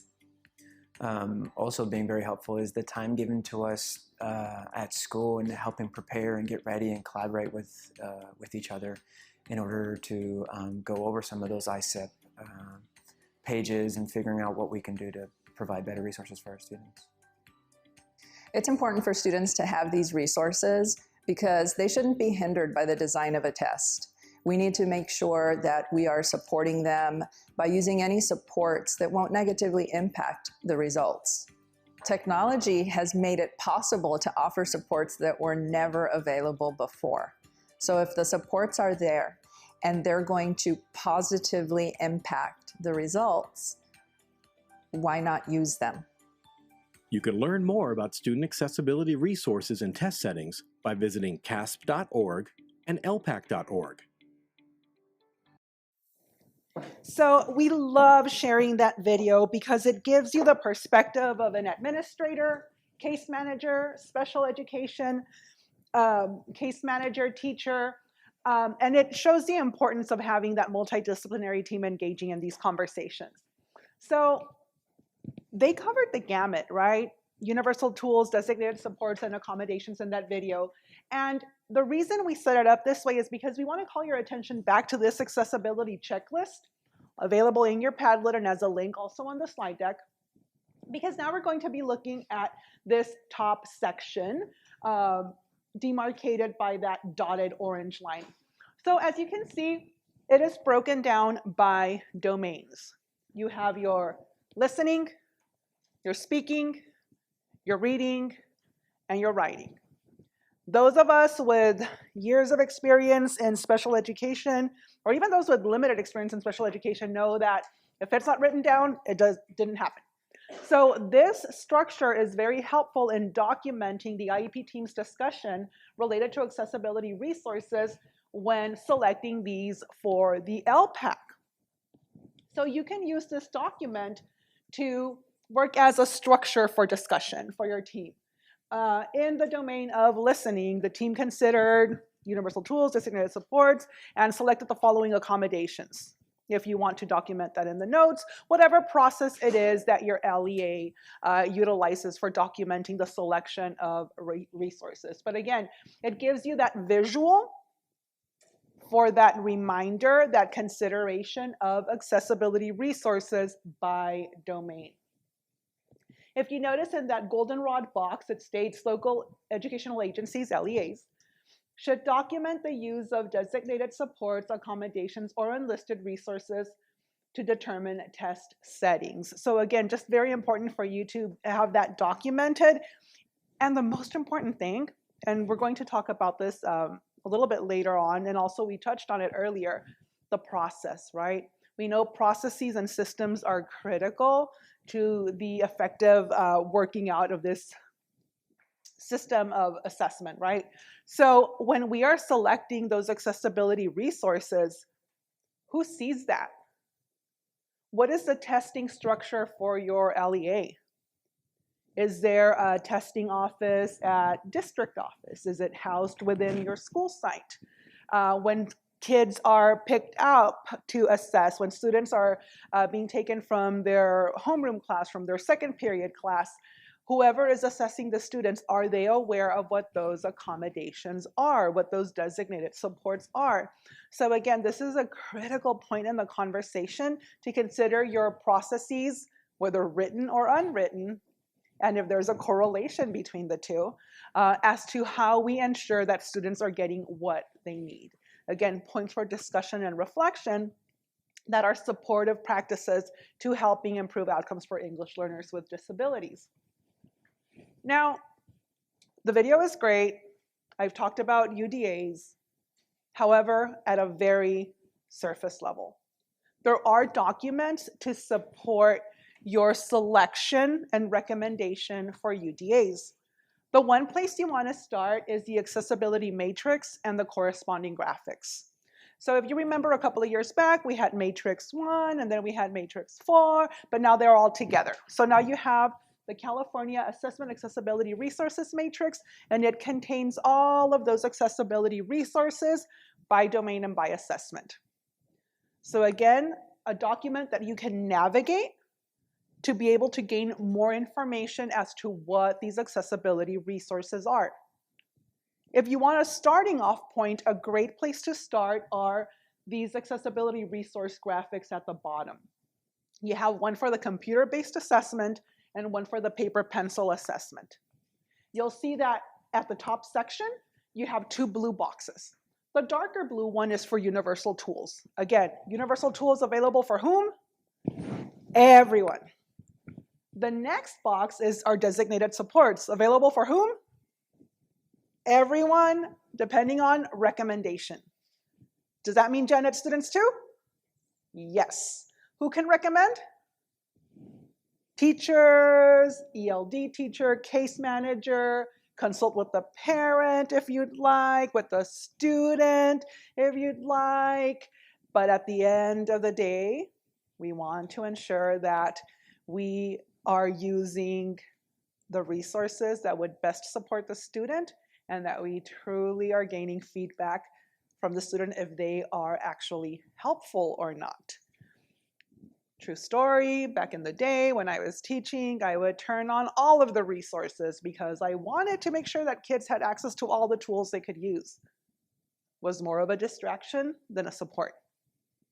So Yes, be proactive, but also check with the student and make sure that whatever you're turning on, quote unquote, turning on or making available for them is something that they can in fact use. To help you keep all of this information in one place, because we know it's a lot, we recognize that. We have a Padlet.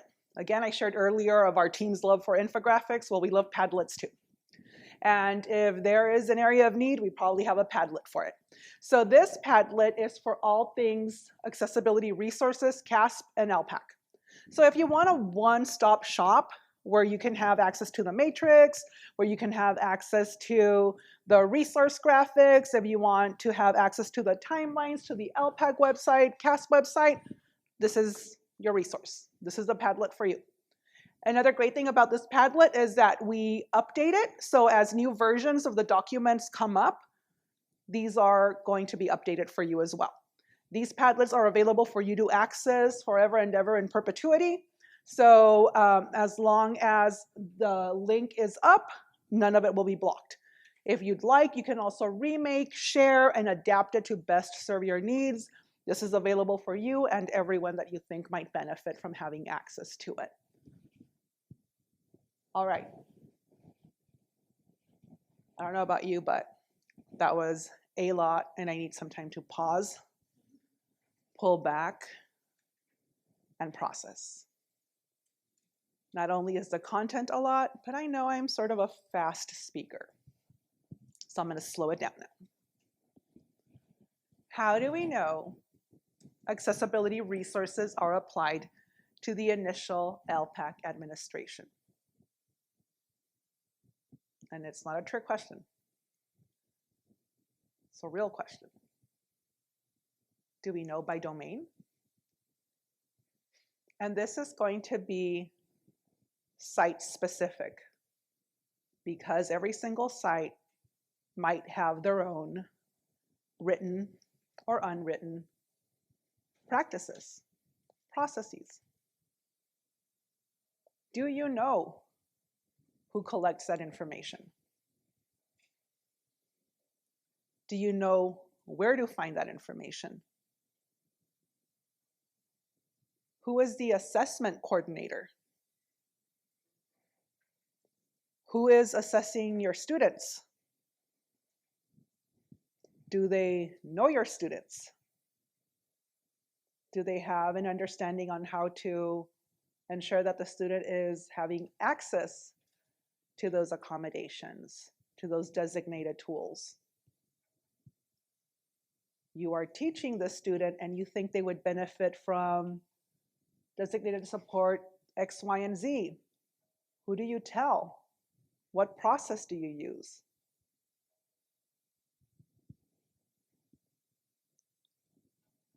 How might your team know if the tools selected are truly supporting the student's needs? Are we checking in with students? Are we writing down their feedback? Are we providing practice time in the classroom so that they can effectively utilize it when they are assessing? Is the accessibility resource no longer needed?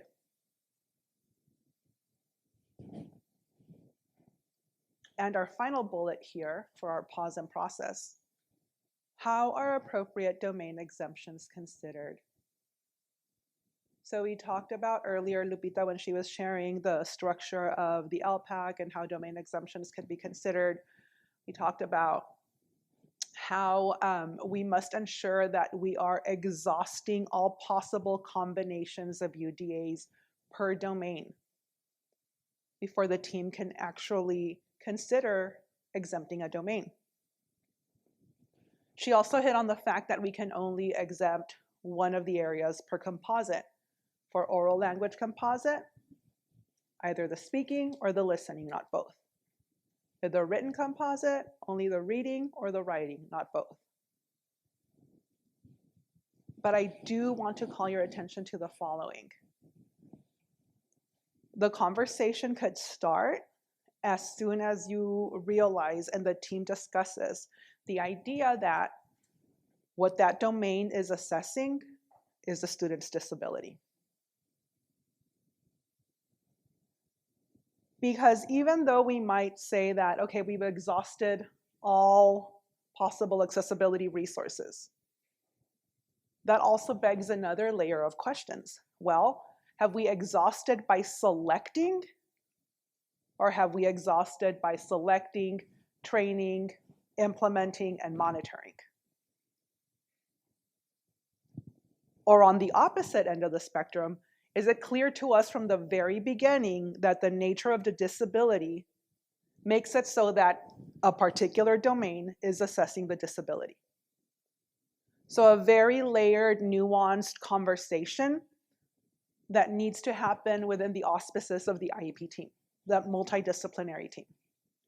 So just important for us to know that we want different people at the table who have knowledge and understanding of the student's individual needs, as well as language acquisition, manifestation of disability, and all of that information that helps us make a better informed decision when we're making these recommendations for a domain exemption.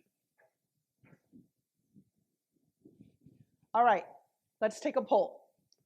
Zoom friends, I know we don't have the poll feature in webinar, but you can use the chat box. Be brave.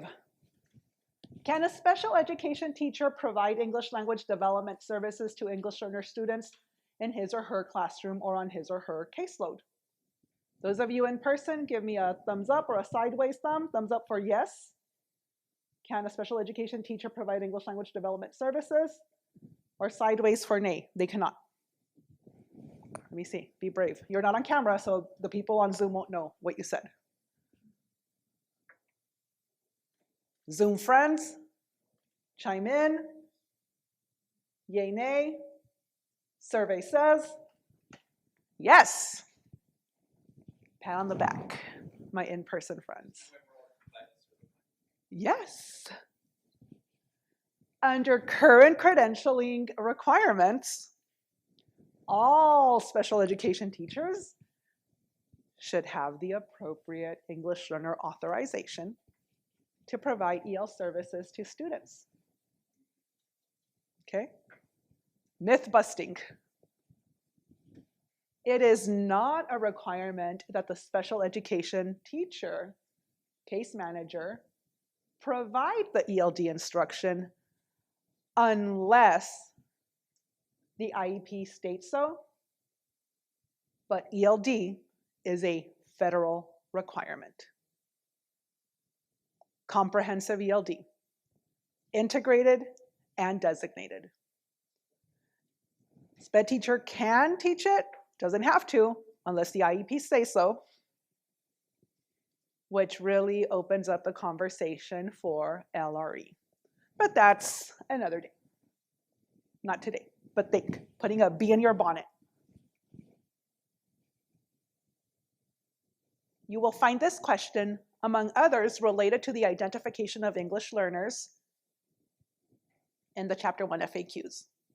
Pop it open and you'll see a lot of really good questions that come up often related to all things identification of English learners for students with an active IEP.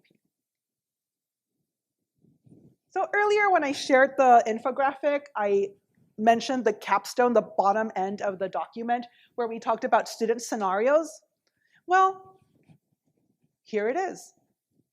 Meet Javier. Javier is featured in our student scenario for Chapter 1.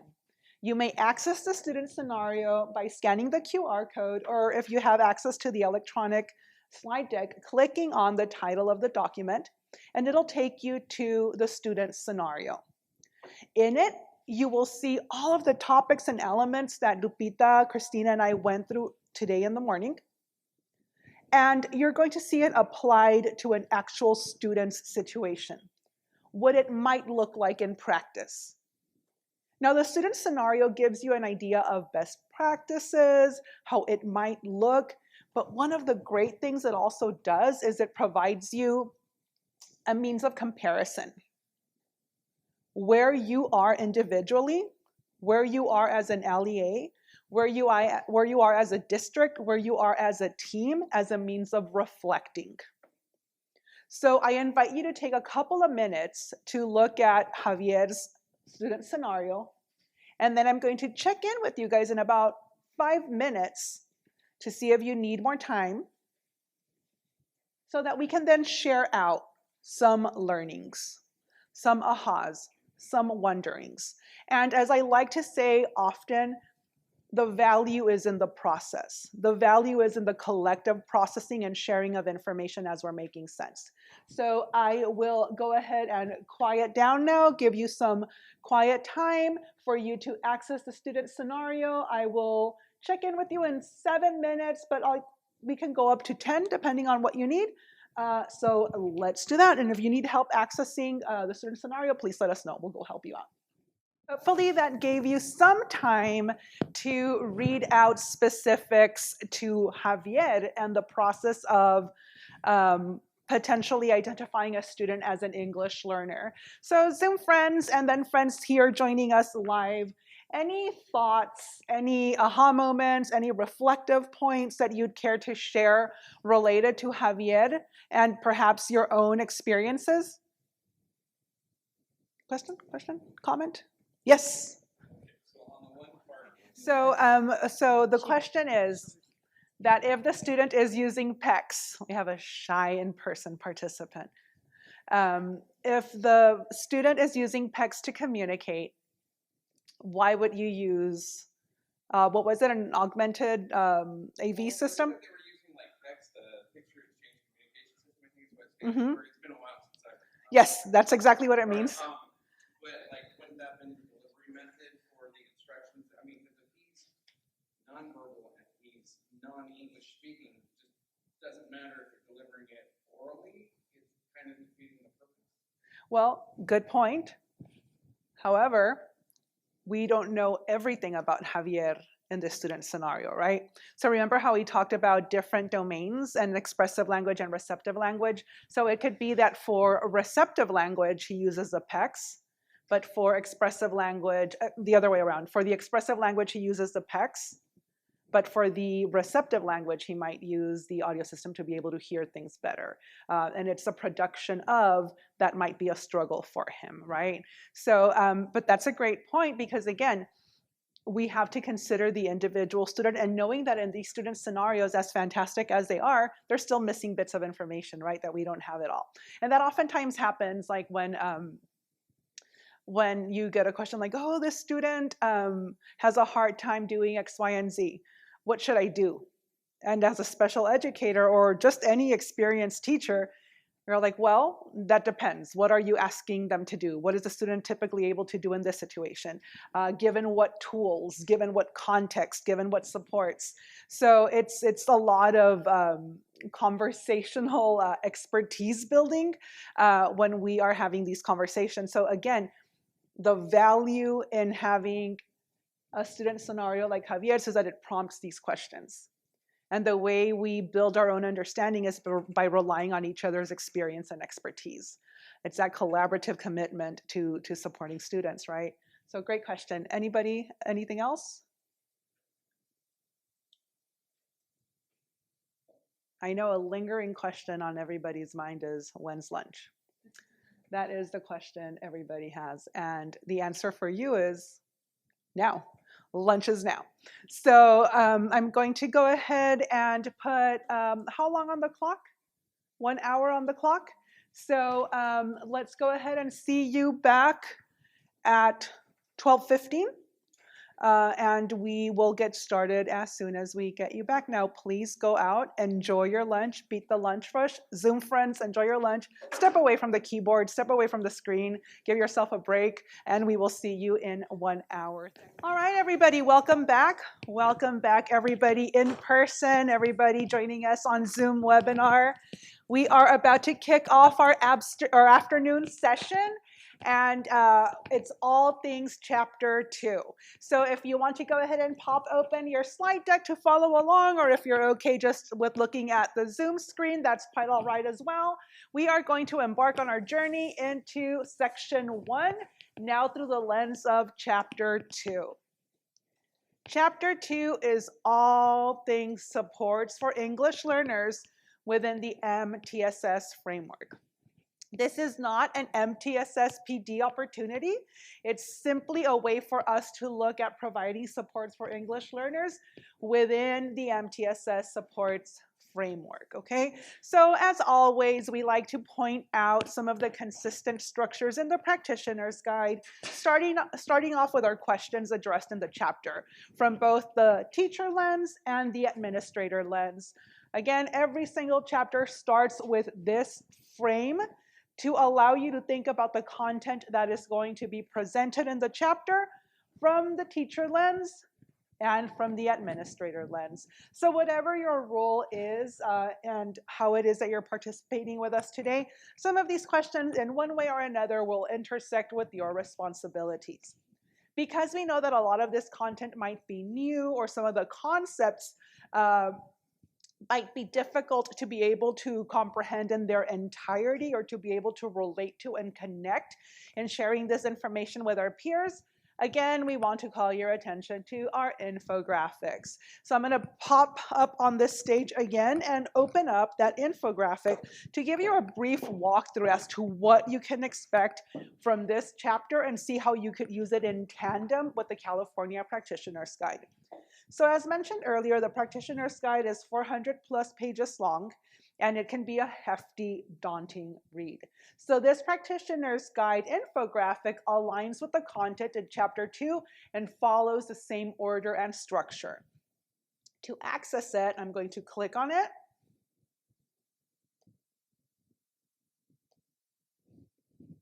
It'll pop open, and again, is downloadable. You can save it locally to your device, put it on a Google Drive, print it out, use it as it best fits your needs.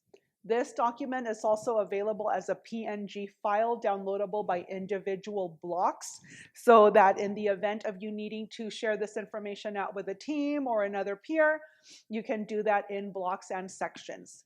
Every single section of this infographic is hyperlinked. So I went over really quickly during our first part of the day together today with us. So right now I'm going to spend a little bit more time to point out some salient features of the infographics. Hovering over the image of the guide takes you directly to a link that will take you to the guide in its entirety. So if you ever need access to the actual practitioner's guide, click here and it'll pop open the practitioner's guide, sections 1 through 5, all of the content. If you want to go specifically to Chapter 2, you can either click on Chapter 2 or the title of Chapter 2. That will take you directly to that section of the document. That way you don't need to dig through, index, do a Control F to find the content. Do it all in one place. Hovering over Section 1, by clicking there, it'll take you directly to Section 1, which is encompassing of Chapter 1 and Chapter 2. Okay, so that is the top portion of the practitioner's guide. As I scroll down, I'm able to show you that we start with the content. And the content is an introduction and overview of the MTSS framework. Table 2.1, 2.2, and 2.3 are linked in this document. Clicking on those images will pop open those tables. Clicking on the content will take you to that section of the chapter that deals with that specific topic. Scrolling on down, Tier 1, Core Instruction.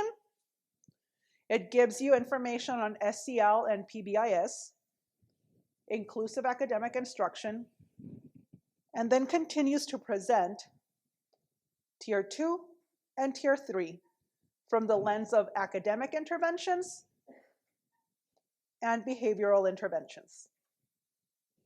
All of the links and supports you see present here are linked to actual documents or websites that give you additional information as presented in the California Practitioner's Guide. Additionally, some of these titles also link back into the document, the Practitioner's Guide being the document, that give you more specific information and supports related to that topic. Scrolling down on the infographic, just like with Chapter 1, we see student scenarios that you can access. and frequently asked questions. These are also hyperlinks that when you click upon them, they will take you to those specific sections within the California Practitioner's Guide. All right, now that we have explored Chapter 1 and Chapter 2, let's go back to our presentation. When looking at Chapter 2, as I mentioned earlier, we're looking at the MTSS framework as a means of supporting all students. All means all. So we are going to take a look at what must be explicitly leveraged in our California MTSS framework to specifically support English learners. So this includes providing guidance and a systematic pre-referral process. Pre-referral being critical in the conversation. Before any thought of referring a student out for possible eligibility assessment. Why? Because we want to avoid over-identification and under-identification. We want to make sure that we consider these two different ends of the spectrum, right? We want to ensure that our emphasis, our focus, our work is towards the students that really do require the supports that special education can provide. That is not to say that there aren't supports available for all other students. So we're going to take a deeper look at that. And to do so, I've stated it before and I will state it again. If somebody else said it better than you, let them say it. So I'm going to play this video so that you can hear these two experts engaging in a conversation over under and identification processes of ELs in special education. What's going on beneath the surface? Here we go.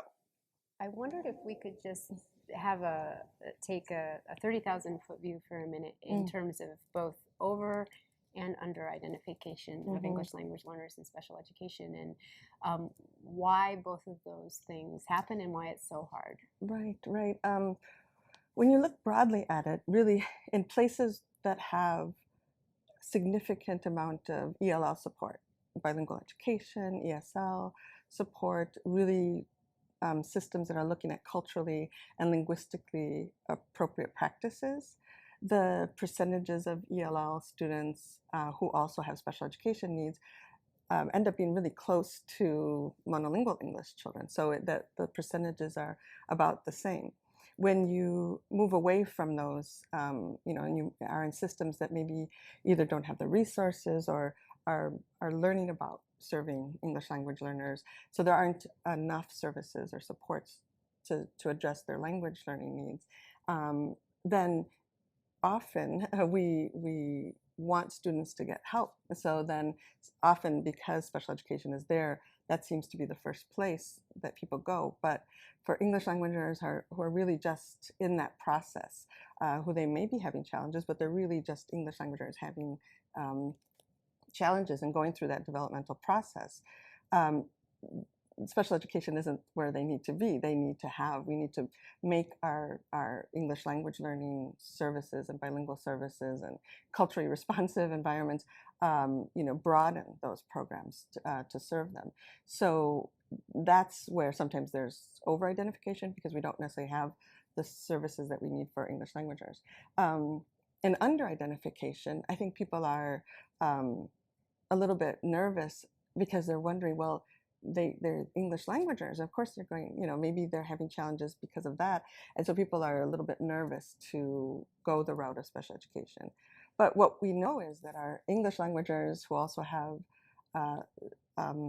specific language impairment, learning disabilities, reading, difficulties are really already in our schools. They're already there. So it's really about building systems that allow us to find those students in a timely manner so we can support them. So making our systems more culturally linguistically responsive and building ESL, bilingual programming, dual immersion programming allows us to really be able to see those students in multiple contexts that are appropriate for them, and we're able to find them. But I think from the 30,000. Yeah, Definitely. Yeah. Thoughts on what was discussed related to over-identification and under-identification? I can tell you from my experience, having taught in an elementary school setting, it was obvious, right, when students start having a lot of more academic difficulty, especially as they get to that 4th grade, 5th grade level. And that's when we start seeing an influx of kiddos qualifying under SLD, right? Because the reading skills are behind, because the writing skills are behind, whatever might be the situation, you start seeing an uptick in referrals. So it's critical for us to ensure that we have a clearly articulated system of support for students that starts addressing all of those areas of need from the very beginning. So establishing a continuum of support is what the California MTSS framework does. It provides a systematic approach for ensuring that all students are receiving appropriately designed instruction that will ensure their success, and that referrals for special education services are appropriate. So here it says referrals for special education services, but we're not even looking at that in the scope of today. Today we're looking at that best instruction at the tier 1 level, right? When we're looking at the MTSS continuum of support, tier 1 is about all students. That second tier is about some students, that supplemental support level. And then few students then are maybe not making the progress necessary within those tier 2 supplemental supports, data collection periods, specific instructional interventions on certain areas, and might need more intensified support. Few students. And that is what we typically see at that pyramid, right? That base pyramid here is a little bit inverted in this graphic, but that first tier is all students, some students, few students. So let's take a look at what this encompasses when we're talking about tier 1. So number 1 is setting effective contexts for learning. The context in which this academic content is presented, and in a situation where students can demonstrate their own learning, develop new understandings, strengthen some conceptual learning as well. And that is discussed more in depth in the California Practitioner's Guide section 2. However, we wanted to share with you some additional resources to help you visualize what this might look like. So when we're looking at California's social and emotional learning guiding principles, we're talking about addressing the needs of the whole child, right? It's not all about academics. We know if we consider Maslow's hierarchy of needs, it's that very base of that pyramid, right? We want to ensure that our students are doing well in those basic needs before any learning can actually take place. We want to ensure that we have a setting that is committed to equity, that is consistently building capacity, that is building partnerships with families and communities, as well as providing opportunities to adapt the curriculum for continual growth and improvement. One of the ways that we can do that at that tier 1 level is by employing UDL strategies, UDL guidelines more specifically. Here we're looking at how it is that we present content, how students process and apply that content, and how it is that we maintain them engaged. To make a connection to previously learned content in our first morning session, think about those accessibility resources. Those accessibility resources absolutely have a place in these UDL guidelines. Remember, U's and D's are available for whom? All students. Tier 1, first best instruction. It's important to start seeing the connection between all of these topics that we're covering today, because it really gives you that understanding that it's all connected. Sometimes it can be hard to make these connections ourselves because things seem so compartmentalized and unrelated, but that through line exists. Accessibility resources can be provided to ensure engagement or support engagement at least. They can also be used in presenting multiple means of representation, how it is that content is shared to students. And finally, action and expression, how it is that students demonstrate their learning. Accessibility resources definitely have a place here, because when we're looking at providing multiple means of engagement, we're talking about recruiting interest, student interest that is, sustaining effort and persistence, as well as self-regulation. We're talking all things executive functioning.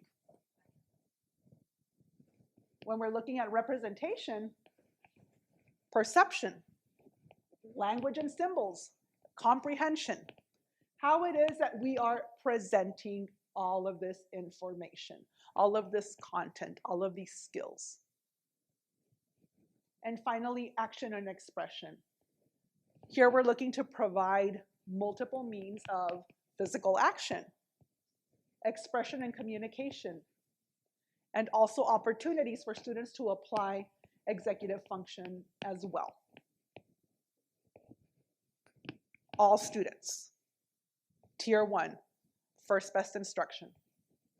Because at the end, we have the end goal of producing or working towards supporting the development of expert learners, meaning that expert learners are purposeful and motivated by remaining engaged, that they are resourceful and knowledgeable because they've had access to information presented via multiple means of representation, and strategic and goal-directed by the way that they are demonstrating their own learning, applying their learning, and developing their own learning.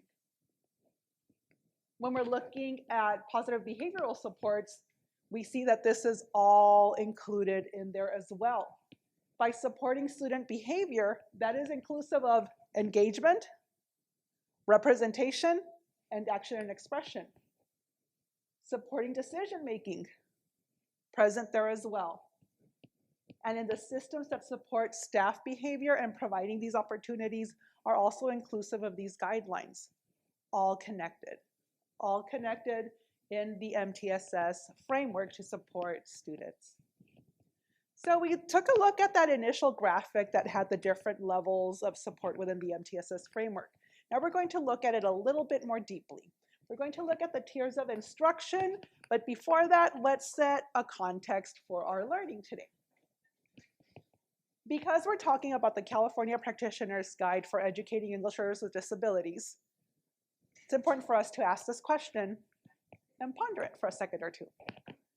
Can students with IEPs receive supports in the Tier 1, Tier 2, and/or Tier 3 intervention groups?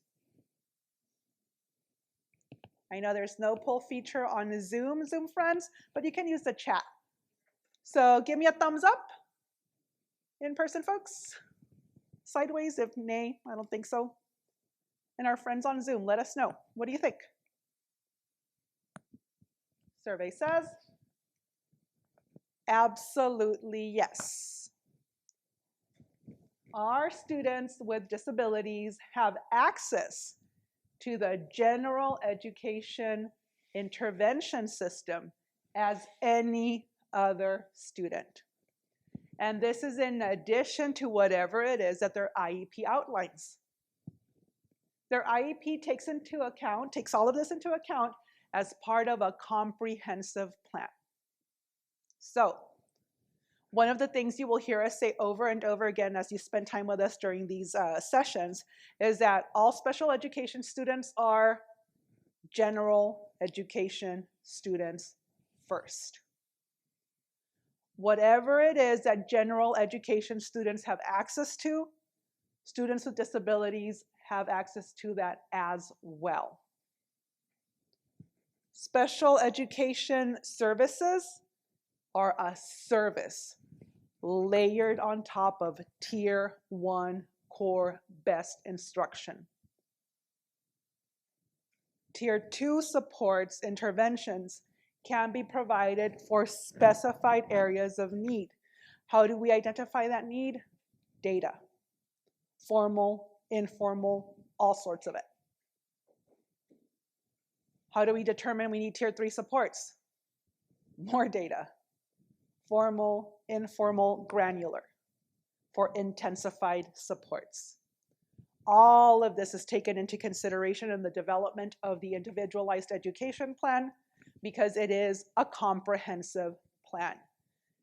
And part of Tier 1 instruction, and Lupita will get into it later, is comprehensive ELD. ELD is Tier 1 instruction for all students. It's not an intervention. Just dropping that little nugget there. So briefly, I went over the UDL learning guidelines, and these are included in Chapter 1 as part of that Tier 1 best instruction.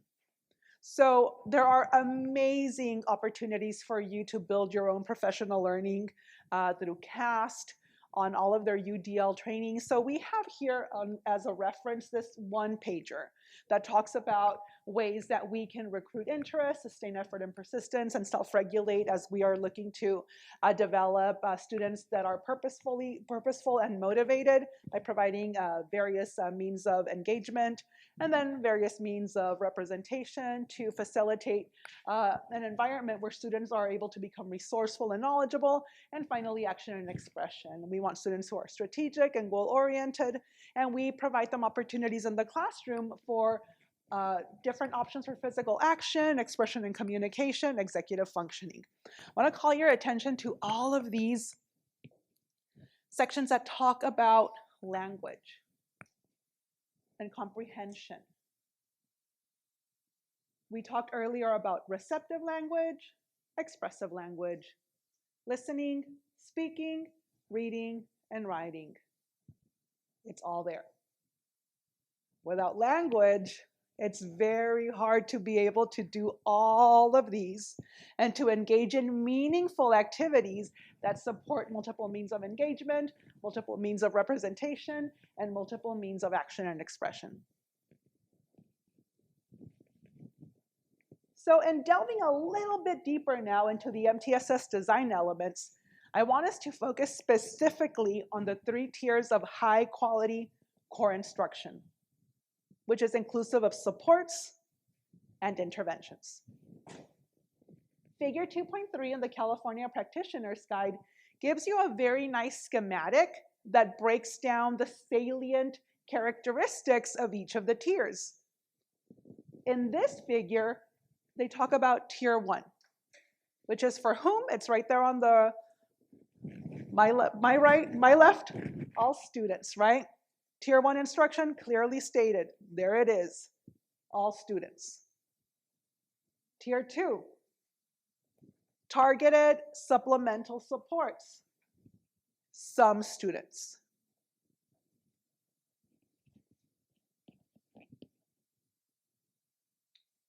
Tier 3, intensive individualized supports. For whom? Few students.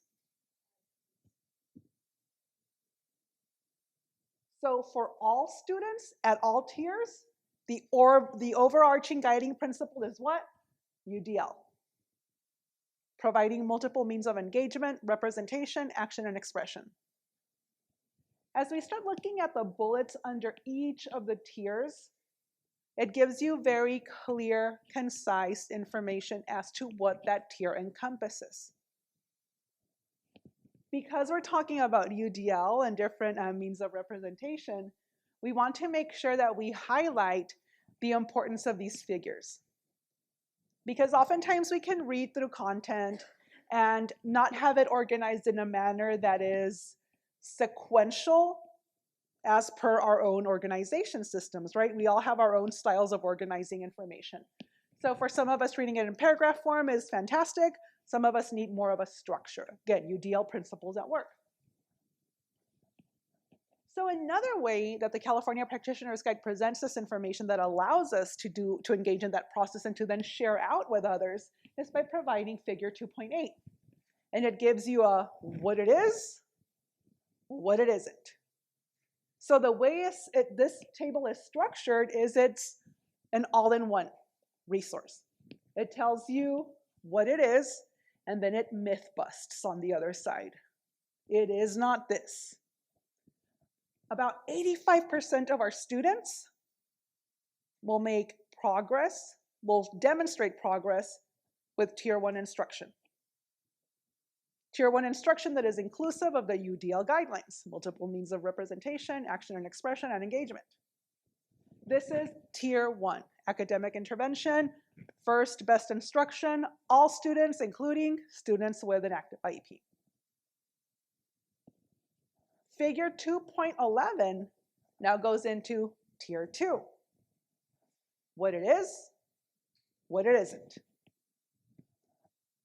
About 15% of students who aren't making adequate progress with first best instruction, that is inclusive of learning styles, UDL guidelines, etc., may require Tier 2 supports. Figure 2.11 gives you a listing of what Tier 2 supports are. And off to the side, what it is not. Very clear. What it is, what it isn't. If too many kiddos are shuffling over to Tier 2 interventions, it might be time to revise, reconsider, relook at Tier 1. Okay? If the conversation is, oh, we have about 50% of our kiddos moving over to Tier 2, let's look at Tier 1.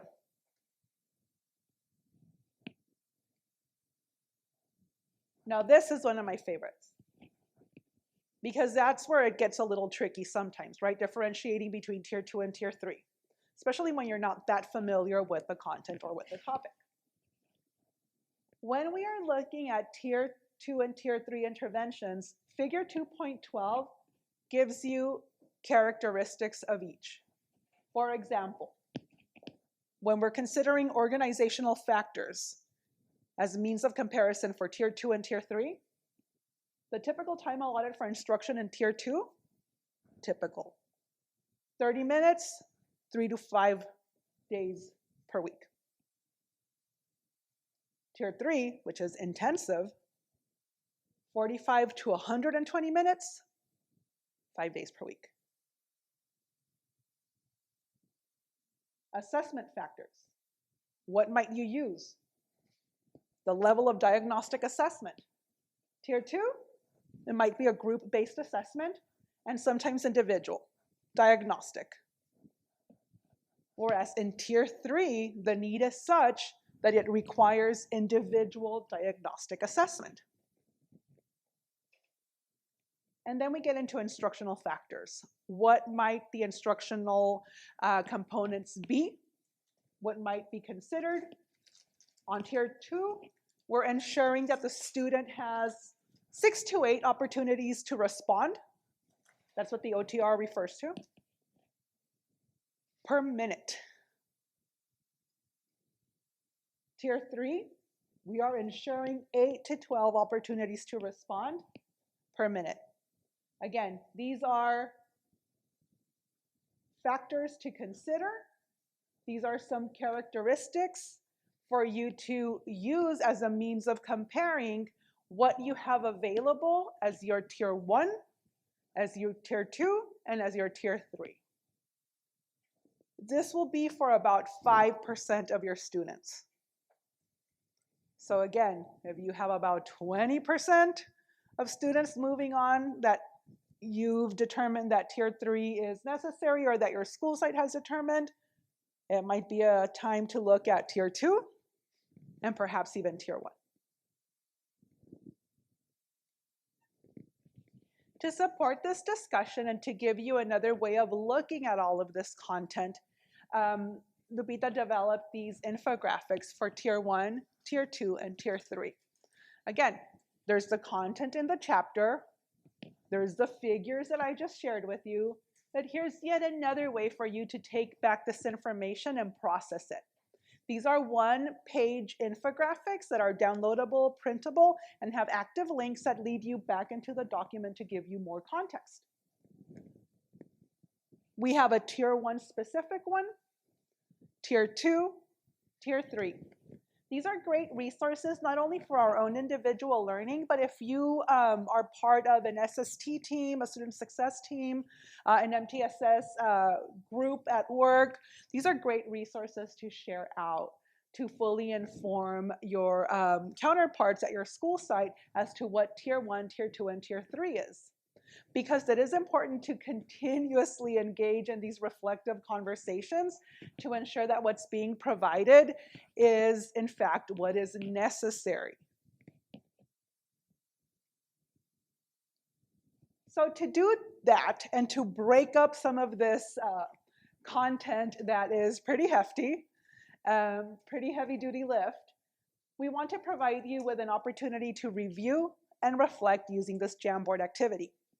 Our in-person friends, just because I know that it's difficult to sit through after having a lunch and not having the freedom to get up and move around as you might have joining via Zoom, you may go ahead and move around and form groups of your own and share one Jamboard if that's something that benefits your own processing and your own staying awakeness after lunch.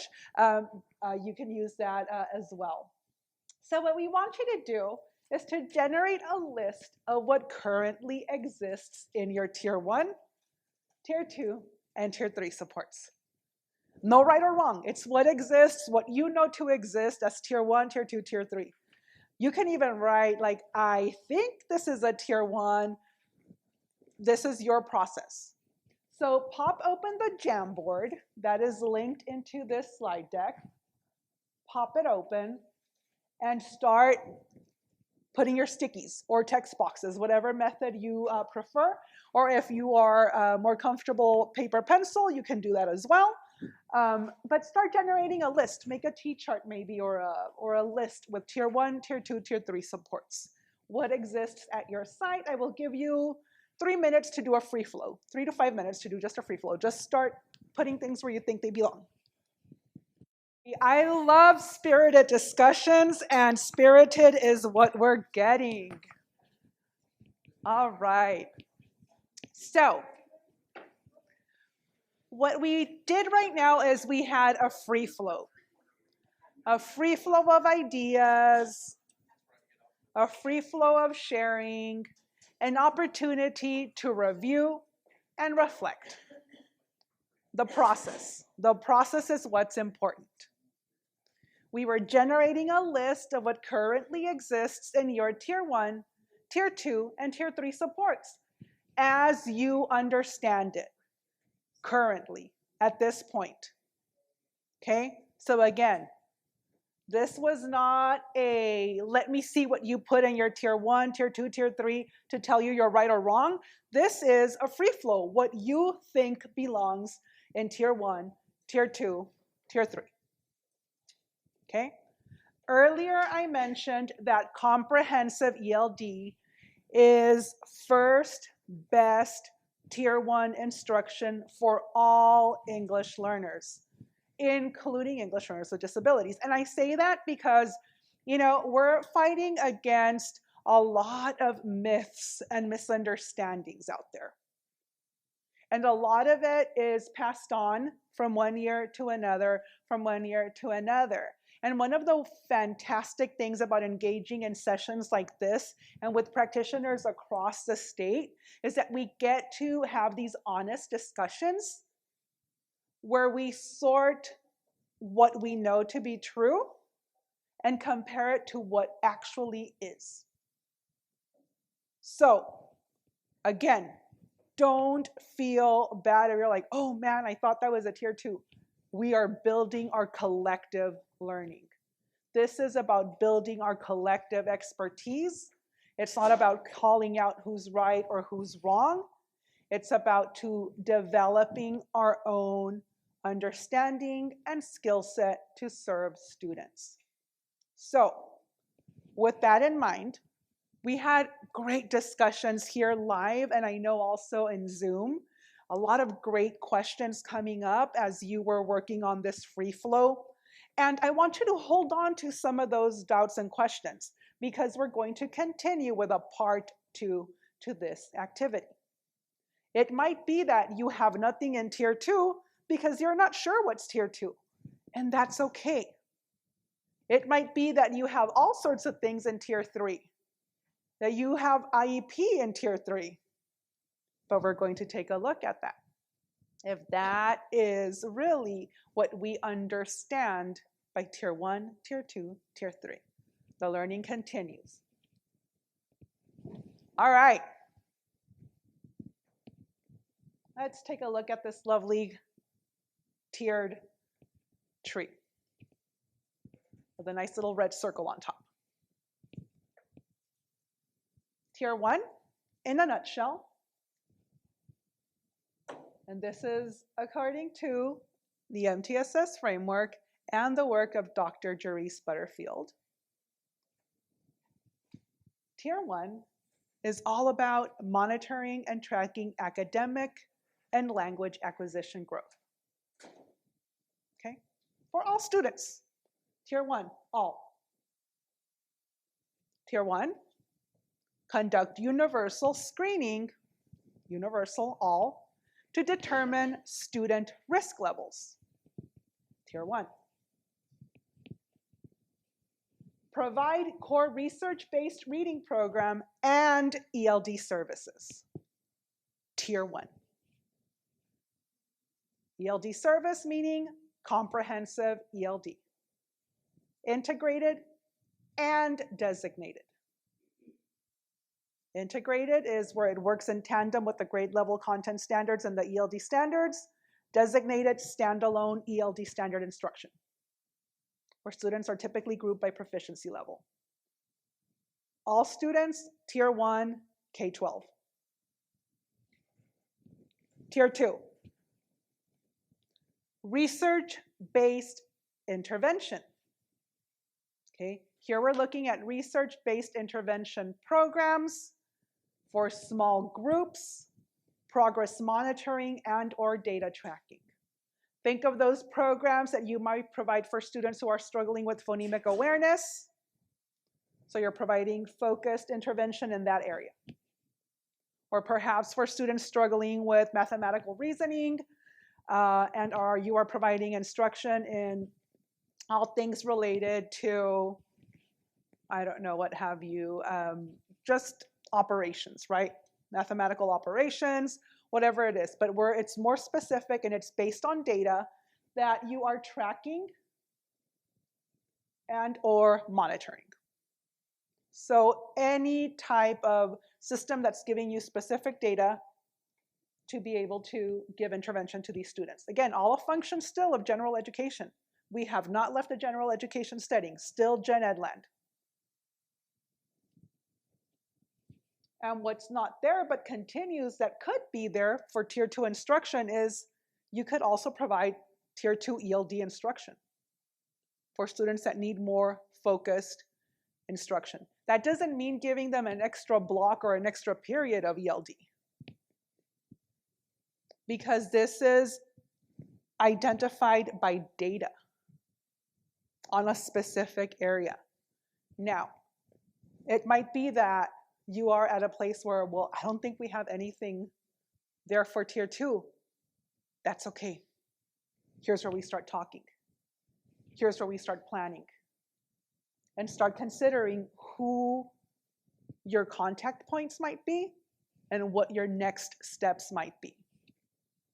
The purpose of this activity, of this time together, of this resource isn't to make you feel like, oh, we're not doing what we're supposed to.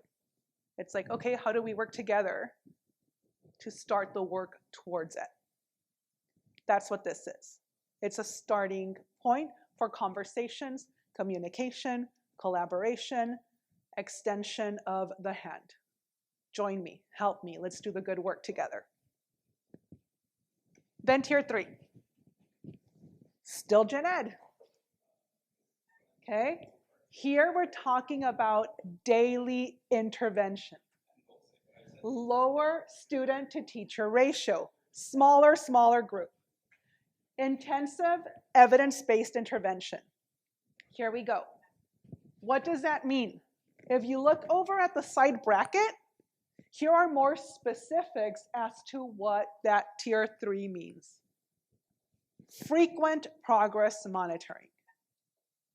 Longer duration. We're looking at about 80 to 100 hours of explicit, focused, intensive intervention.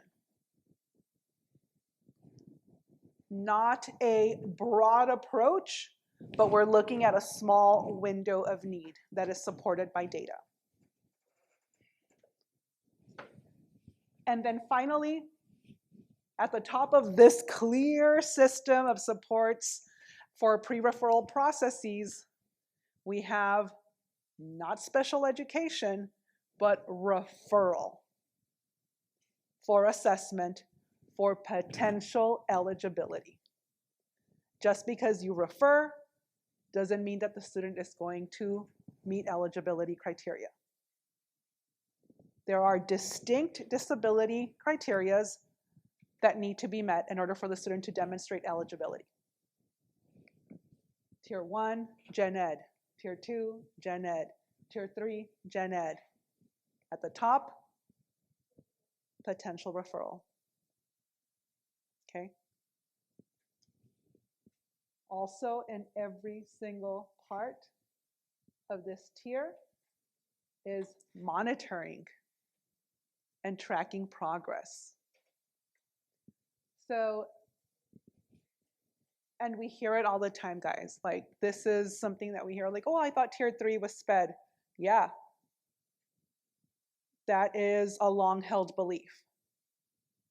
But again, sessions like this are to inform and build our own understanding that tier 3 is still a gen ed function. It's part of that MTSS framework. Once we've done this, then we might look at potential referral.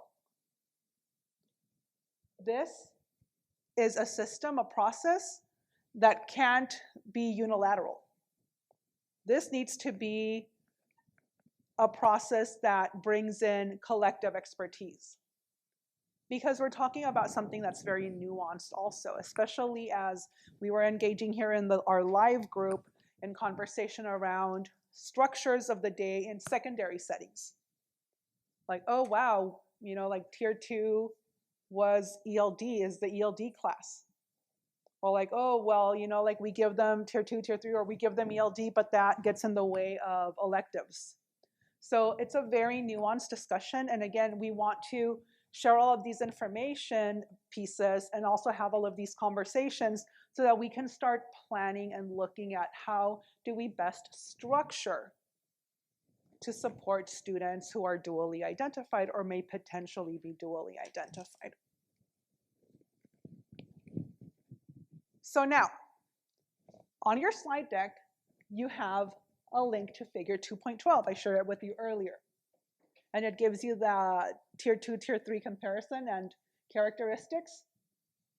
Pop open your Jamboard again and reflect and reorganize. Having had more time to process some of the information, see if you need to move any of your stickies. See if you need to add additional text boxes. Consider where future refinements or additional interventions are necessary. This is going to be dependent on your own experience in your individual sites. So it might not look the same as your neighbors, as your friend who works at another district, as your friend who maybe works at another school site within the same district. So I want you to recognize that what you are experiencing, what you know is your starting point.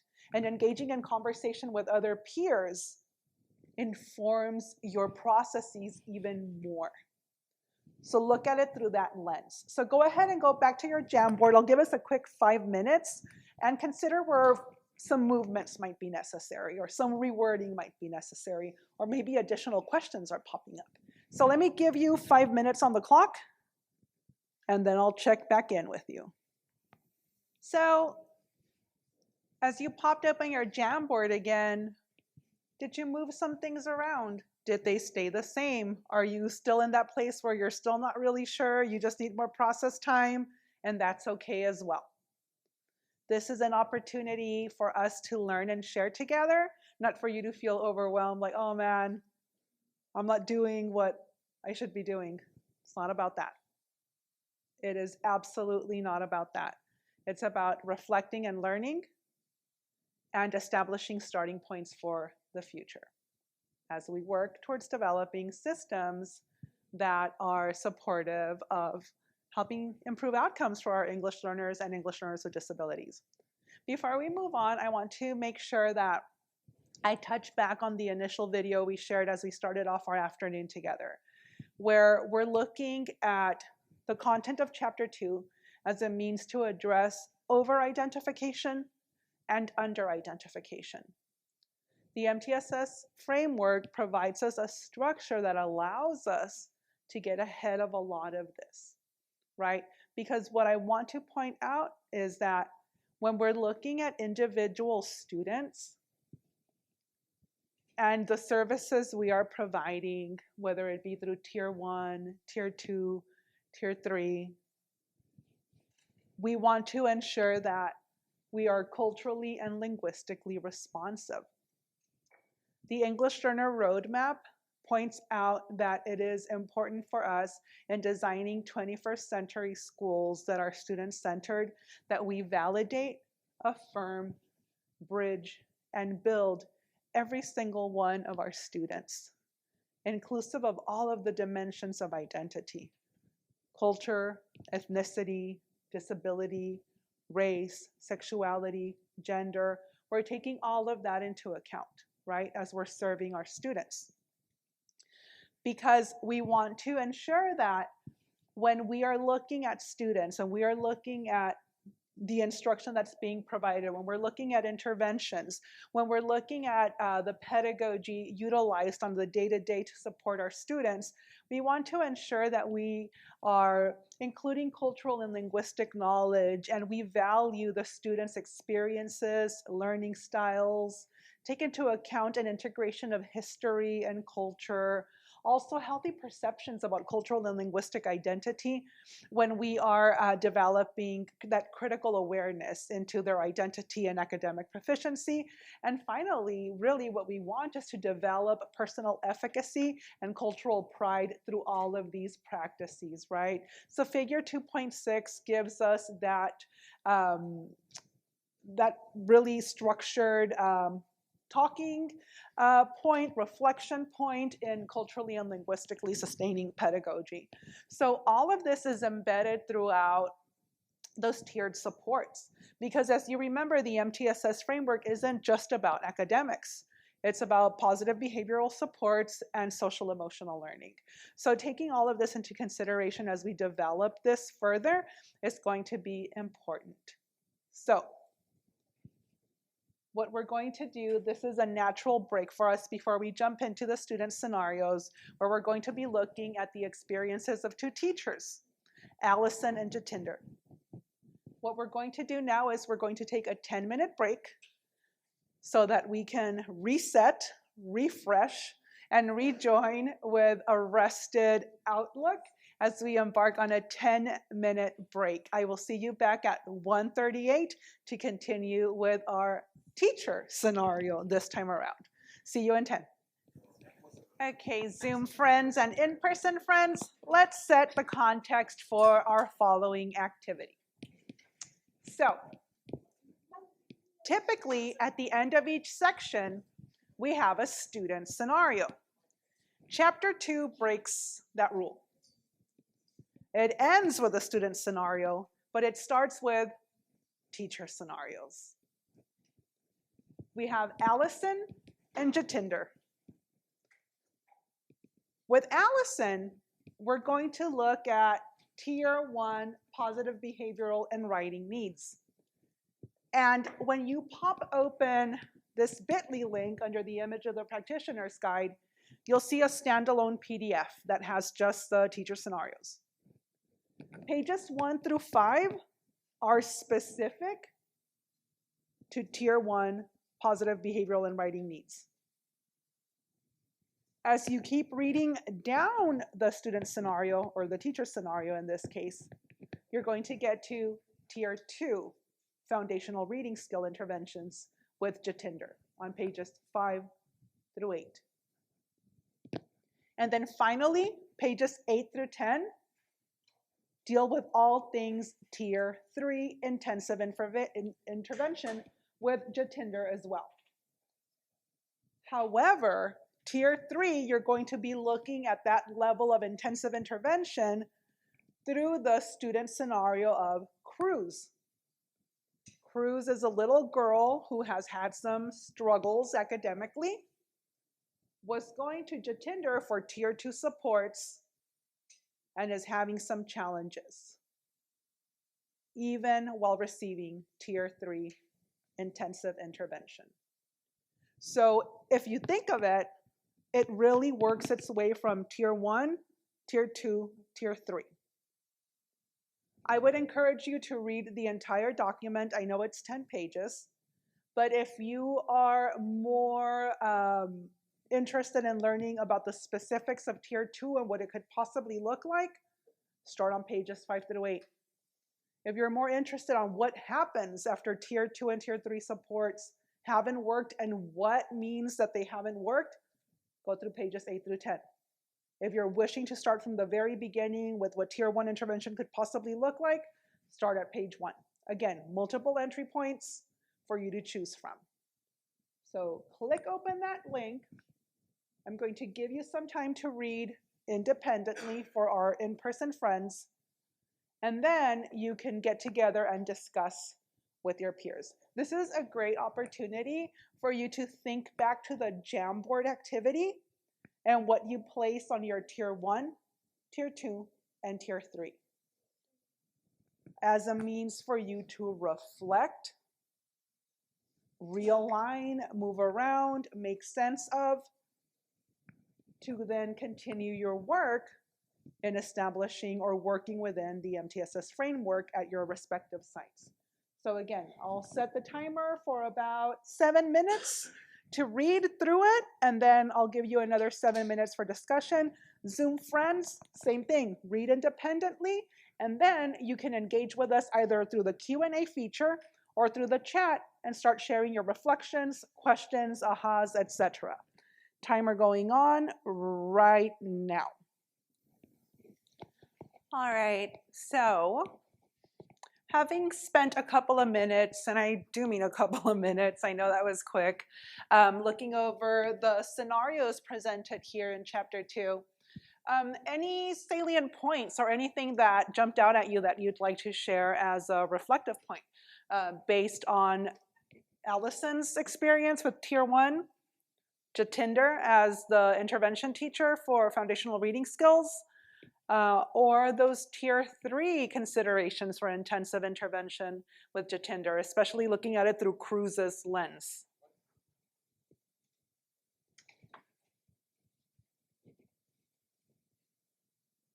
Anything in the chat for webinar?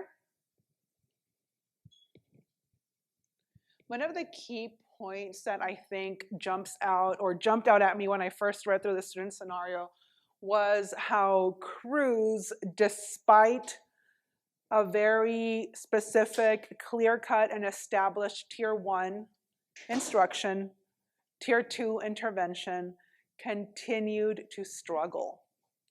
And that's often the case with a lot of our students that end up referred for possible eligibility for special education services.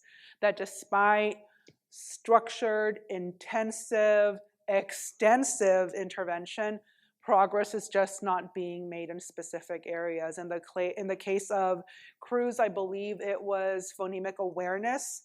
It was a consistent point that continued to rise as quote unquote low or deficient and wasn't making adequate progress. There was no progress being made. And therefore, the team then agreed to meet in the future to be able to see what steps would be next. So again, a very well-articulated description of what Tier 1, Tier 2, Tier 3 could look like, especially through the lens of Allison, Jatinder, and then finally Cruz as a student. So we had enough time earlier through the activities to process Tier 1, Tier 2, Tier 3, effective teaching methods for English learners within the Tier 2 context, and also having culturally and linguistically responsive practices in our settings. So here we want to provide you with some guiding questions for your own pause and process. Thinking about yourself, your current role, your current site, Are we providing our English learners enough time in Tier 2 interventions before considering Tier 3? Do we even have a system to know the difference? Again, process, reflect. Are the teachers providing Tier 2 interventions qualified in their content areas and in effective teaching methods for English learners? Do we know? Do we have a way of determining this? And if we don't, where might we start? Who might we speak to? Have culturally and linguistically responsive practices and specific language learning needs been considered? What are those specific language learning needs? Do they vary? Are we engaging in culturally and linguistically responsive practices? What are culturally and linguistically responsive practices? Again, starting points for conversation and reflection as we're pausing and processing on all things related to the tiers of instruction. With that, I'm going to hand it over to Lupita, give y'all a break from having to listen to me for about 3 hours straight now. And here we go. Thank you, Vanessa. Certainly gave us a lot to think about. And I think that's what we value the most about these opportunities together, and our respective collective commitment as a team who brings multiple lenses to this work. Stated earlier, my lens is specifically everything dealing with English learners and literacy and language development by training, and for the last 20 years, that's been my role and responsibility here at this County Office of Education. And coming into this work and this grant, Improving Outcomes for English Learners with Disabilities, I've seen lots of intersections, many good ones, some not so good in terms of practices. However, back to being grateful for this opportunity to come together and shine some light on some pieces that maybe we weren't aware of, or we just, we're so focused in our specific scope of work and lens that we tend to not, like Vanessa said, reach out a hand or ask for, hey, I need some help. This makes no sense to me. It's not my background. So it's important for us to recognize that we can't do it all. And we certainly know that that may feel like that's expected of us sometimes, but you have colleagues across the hallway or across the office or a district office that have a different lens and area of expertise that combined, collectively can help improve not only outcomes for English learners with disabilities, but all of our students, especially with this topic that Vanessa so thoroughly walked us through and offered us what I call the gift of time, right? This time here together, this time to dig in these resources that may be familiar or may be unfamiliar to us and really be thoughtful about what does this mean for me and my scope of work? Who might I need to ask this question to?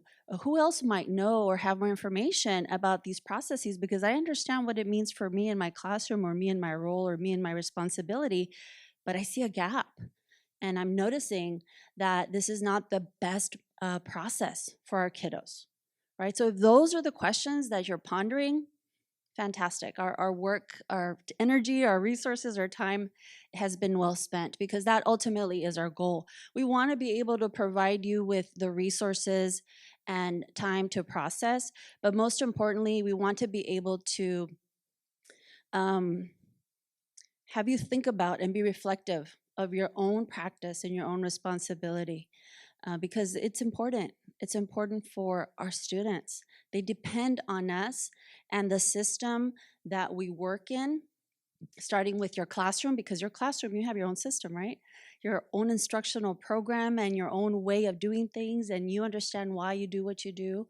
Hopefully some of the information and the time that we offer you helps you think about that system that you do have control over. Because you might, I'm gonna, venture to say that you might have thought, well, I don't make that call, or that's not my responsibility per se. That's I wish I could, but that's somebody else's lane, right? Have you ever heard that? Stay in your lane.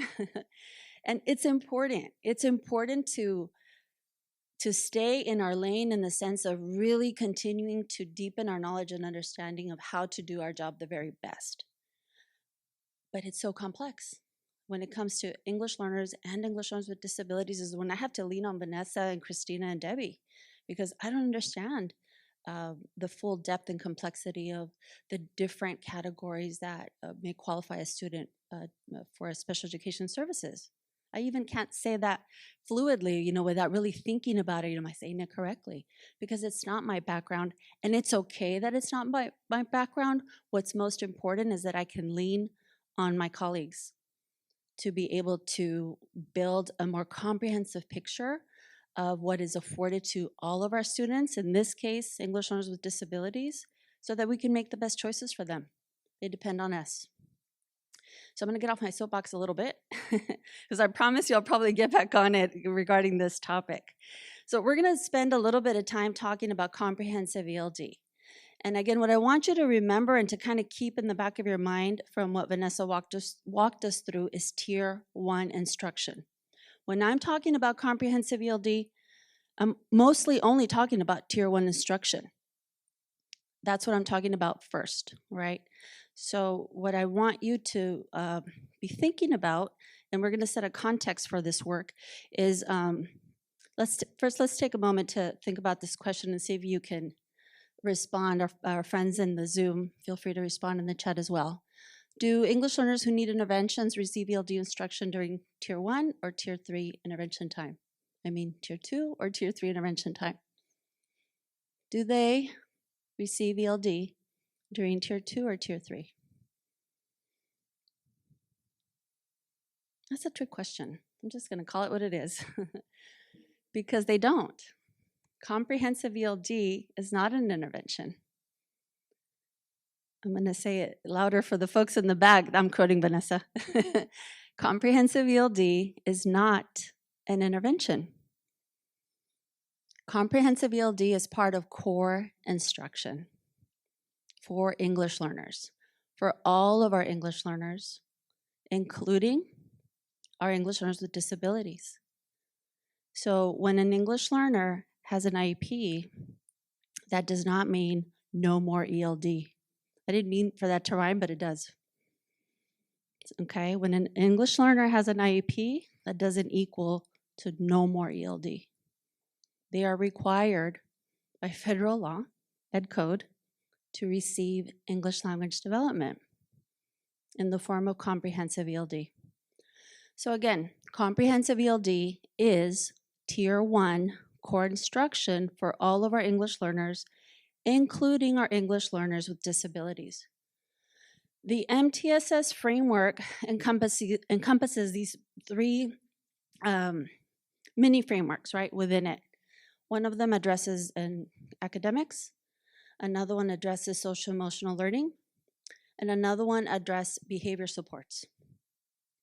I want you to focus on the wide context on this figure. This figure can be found in the ELA-ELD framework, and it demonstrates how both the content standards and the ELD standards come together to create this system, right? This ideal academic system for our English learners.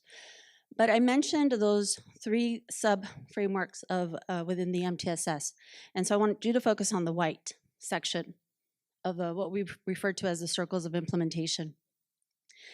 Culturally linguistic responsive practices, creating an environment where students know they're going to be cared for, that they feel safe, that that they're going to be able to bring something to the table, right? That their background knowledge, their language, their expertise in any one particular skill or area is valued. All of that is critical for learning. Without these components, it might, and very likely, could become a barrier for learning. So a lot of the times we focus on academics, which is really important. That's why we have school, right? But we also have to acknowledge that a welcoming, respectful environment is critical for learning as well. And so that's important when we're talking about English learners and English learners with disabilities, right? Because they're bringing a very different perspective and lens to our educational system that because maybe I'm not an English learner or maybe I don't have a specific disability or an area where I need extra support, that I don't understand, right? I don't understand how how that particular learning style manifests. It doesn't make sense to me. Like, why don't they just, right?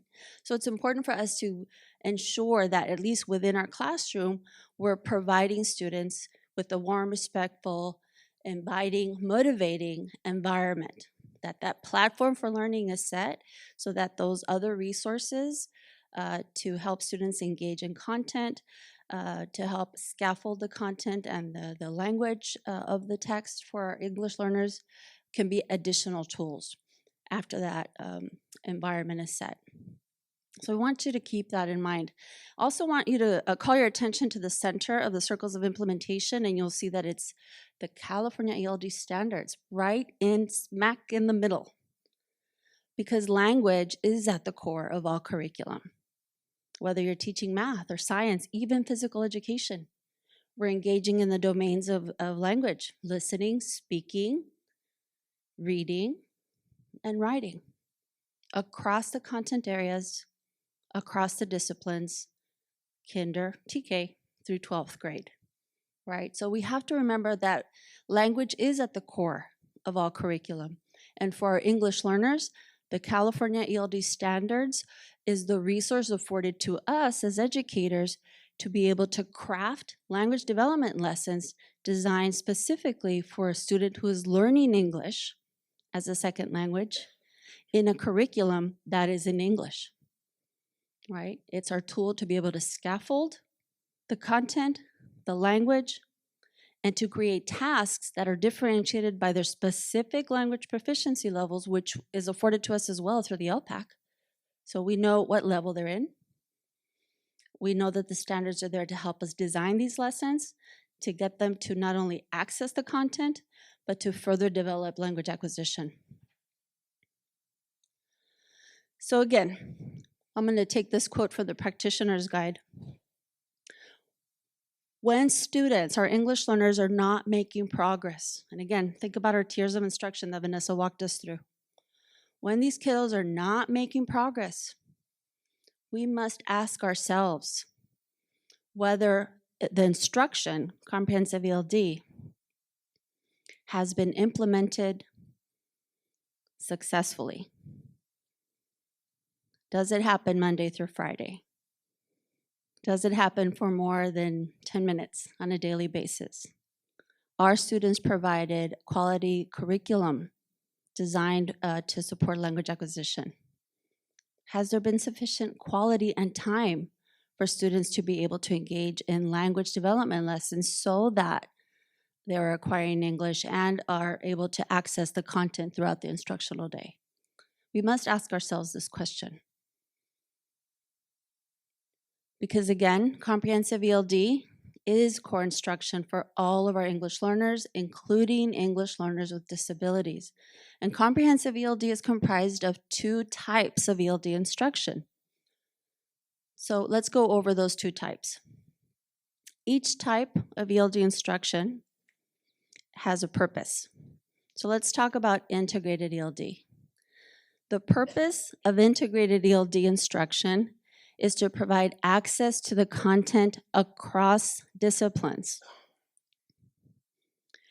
As a practitioner, as a teacher, during the time that I'm going to call integrated ELD of my instructional day, my goal is to make the content accessible to the students, to our English learners, and to differentiate the language tasks of the content based on the student's language proficiency level.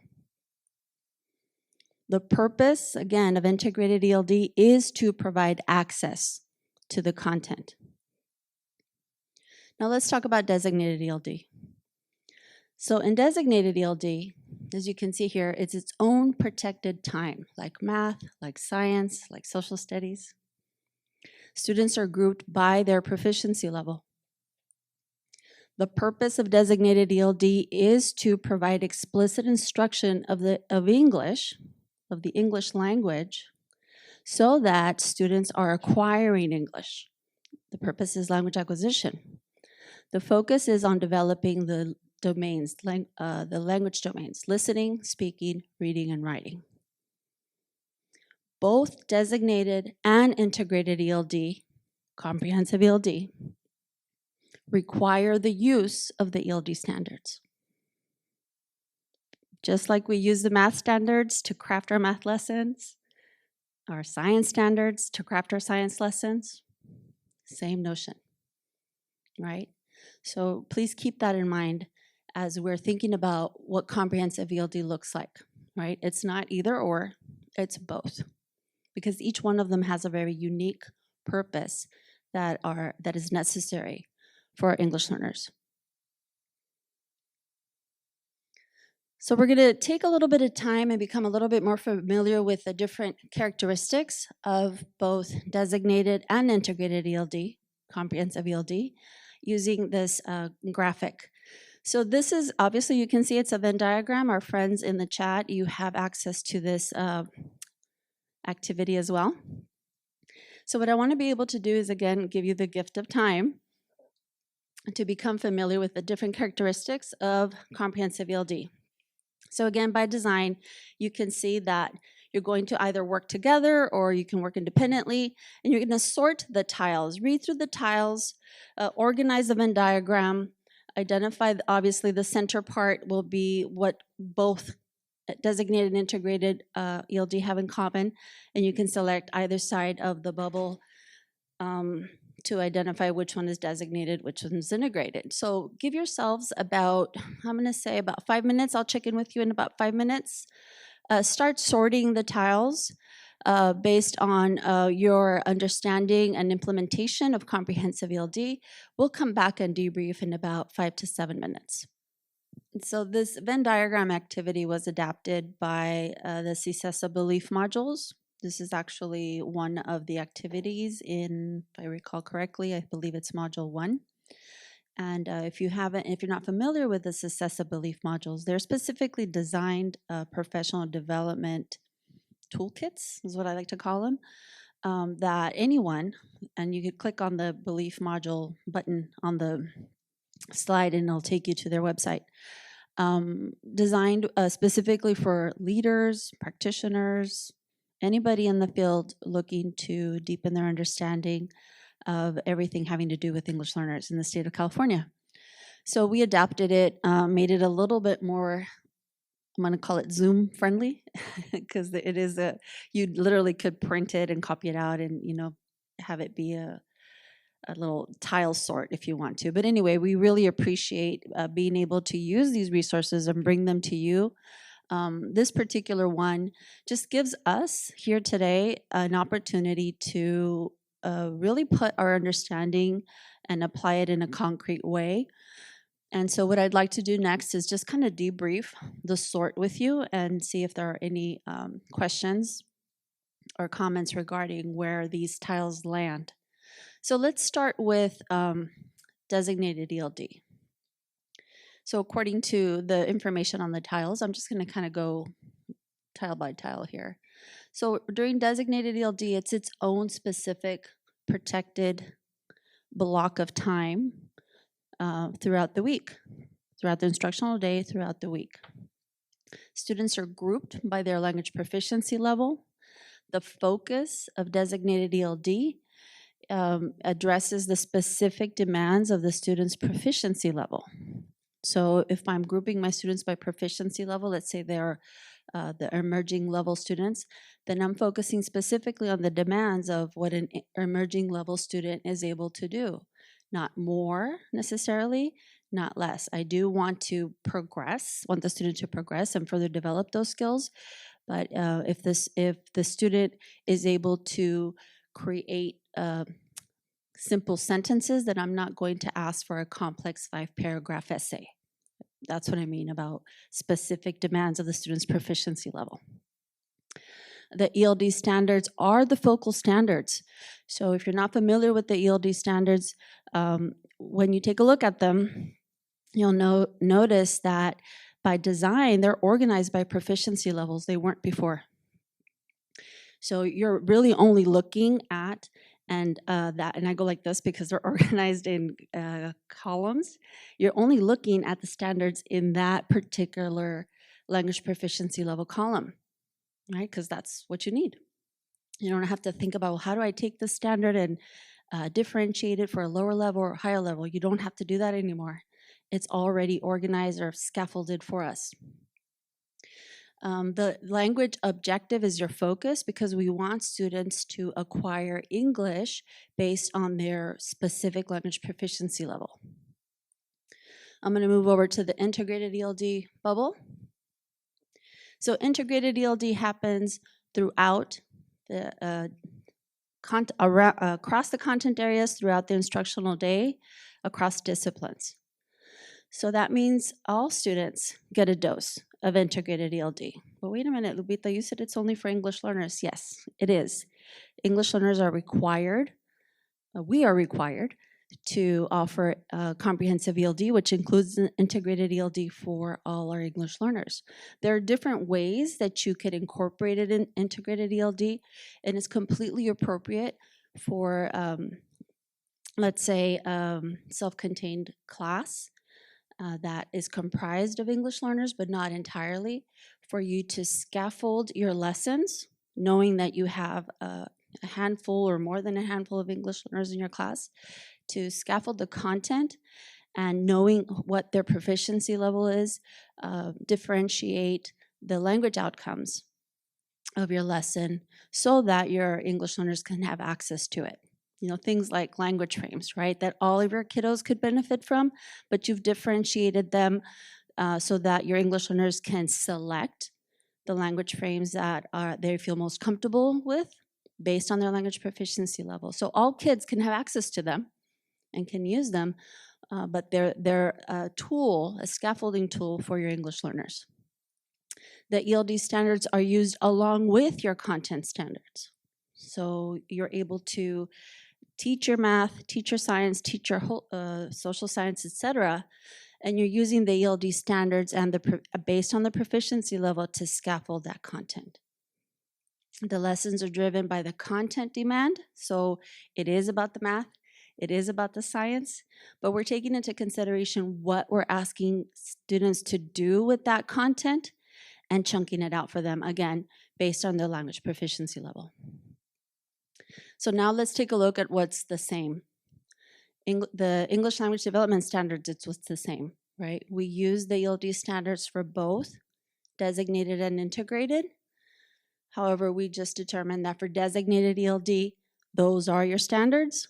For integrated ELD, it's your content standards. You're using the ELD standards to scaffold the content.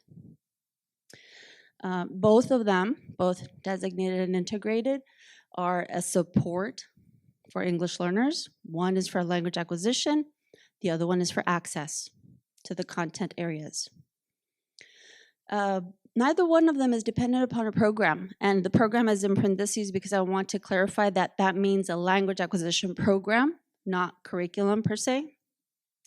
So for example, if a kiddo is in a school, dual immersion school, that's the program that I'm referring to. So if a student is in a dual immersion program, they still receive comprehensive ELD. Okay, so it's not dependent on the program. The program itself, so like a special SEDI, you remember the good old SEDI strategies? That's that, when student gets SEDI strategies, that doesn't mean that that's their ELD, right? So it's not dependent upon a program. Earlier today, I think it was one of the Q&As where we talked about qualified teacher. So most of us nowadays are graduating, most of us graduated a long time ago. Teachers are graduating with a CLAD and have been for a very long time. So you are authorized to be able to provide comprehensive ELD for English learners, right? So as a special education teacher, based on the IEP, that will determine if you are the ELD teacher for that particular student. Both of them require rigorous content because they're standards-based, right? By design, the standards are rigorous. And so when using the standards, we're creating rigorous content and instruction for our English learners. And both of them require to be implemented daily.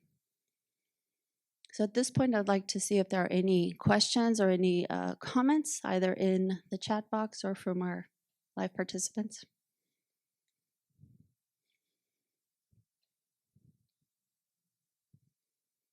Okay?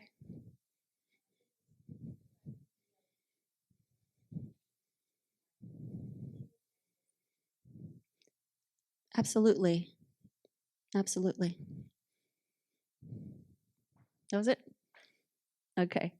So again, this activity by no means is it an exhaustive list of everything and anything comprehensive ELD? No. The purpose is just for us to be able to become more familiar of the different characteristics between designated and integrated, and for us to understand how important understanding how to use the ELD standards, how that's a critical element of effective ELD instruction. So we're going to take a bird's eye view of the structure of the ELD standards, right? Because if we are saying that we want to be able to provide access for our English learners and we're not using the ELD standards, then we're not really providing access, right? So we're going to just take a step back or a step out, if you will, and take a bird's eye view of the organization of the ELD standards. I'm going to walk you through kind of at a very high level description of the design of the ELD standards, and again, review the purpose and the goal. So as you can see here, there are 3 parts to the ELD standards. Let's focus on part 1. So as you can see, part 1 has these 3 bubbles. Each bubble represents a set or a cluster of standards. By design, this cluster of standards under part 1, the purpose of these standards are for us to be able to create opportunities for our English learners to engage, to interact with each other, with the teacher, using varied text for the purpose of developing their literacy skills and their language skills, right? Listening, speaking, reading, and writing. And that's what you see in between those bubbles. When we shift our eyes to part 2, we see another 3 set of bubbles. Again, these bubbles have their own set or clusters of standards. And the focus or the purpose of these standards are for students to be able to develop language acquisition, or the different forms of English rather, by exploring and engaging and digging into different types of text. And so in doing so, students are seeing examples of how the English language is used. So I want to call your attention to the arrow in between parts 1 and part 2, and you'll notice that it's pointing in both directions.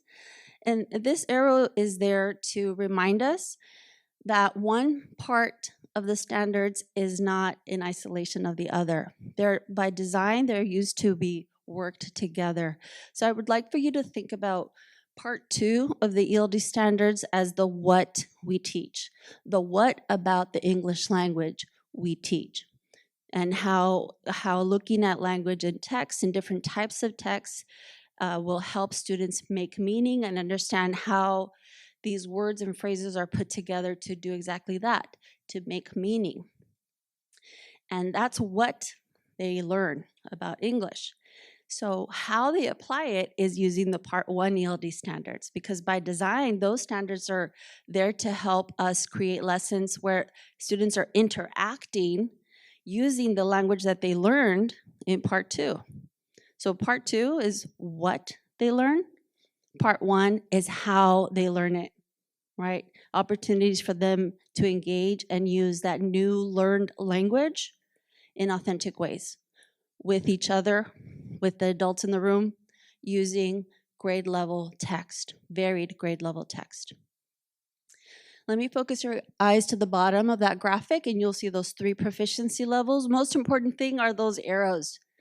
Notice that there's an arrow before the first level, emerging level, and an arrow after the last level, which is the bridging level.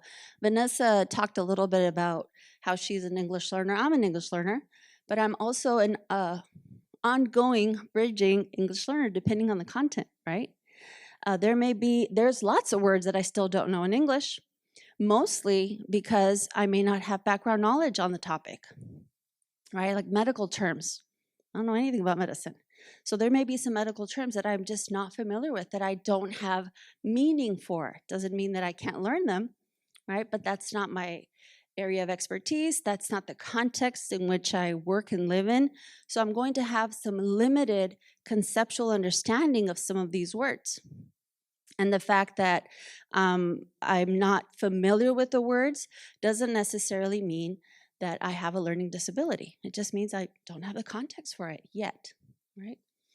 So it's important for us to recognize that language acquisition doesn't live in a vacuum, that in order for me to develop vocabulary and language and varied language structures, I need to have some understanding of the content, right? I need to have something to listen to read about, to write about, to talk about, and I need to be able to engage with somebody to use that language in an authentic way, because after all, isn't that how we all learn? So again, it's important for us to consider that the language proficiency levels are there to gauge progress, but we also must understand that language doesn't live in a vacuum, and that students who are learning English as a second language and students who are learning English as a second language who may also have an IEP or a learning disability, that their manifestation of their learning may look a little different, but they're learning nonetheless. And then finally, down at the bottom, you see part 3, foundational literacy skills. Now, the foundational literacy skills are the Common Core foundational literacy skills, kinder through 3rd grade. Well, how can those be the ELD standards? Well, how we use the foundational literacy skills for our English learners is specifically for students who lack literacy skills. I'm going to talk about our long-term English learners in a little bit, but I want you to think about that group of students and why they are still continuously unable to progress academically and linguistically. Perhaps there are some literacy skills that are lacking. And so for those kiddos, we may want to spend some time focusing, finding out how strong their foundational literacy skills are. We want to be able to bank on what they already know about language. Might they already have some English language skills, and how can we use that as a way to continue to build the other skills? So again, the foundational literacy skills are your Common Core foundational literacy skills. We're using them for our English learners and really banking on what they already know about the English language, also their primary language. That's another asset that we want to be able to use as a way to further develop literacy.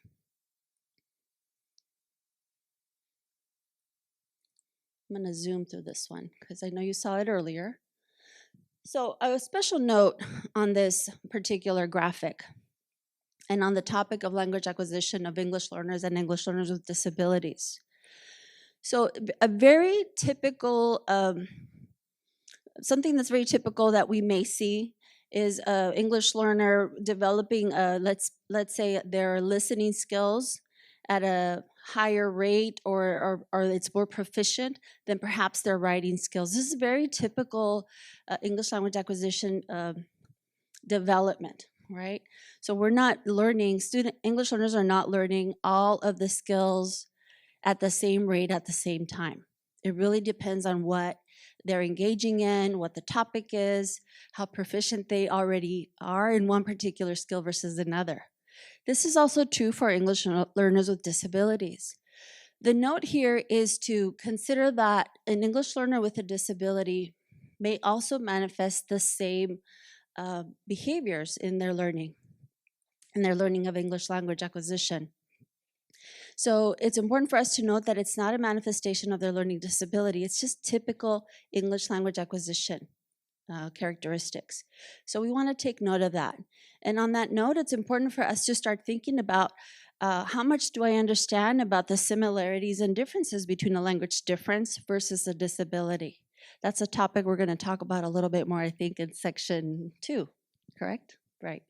So again, as students are learning English, they're going to show progress more quickly attaining one particular skill over another.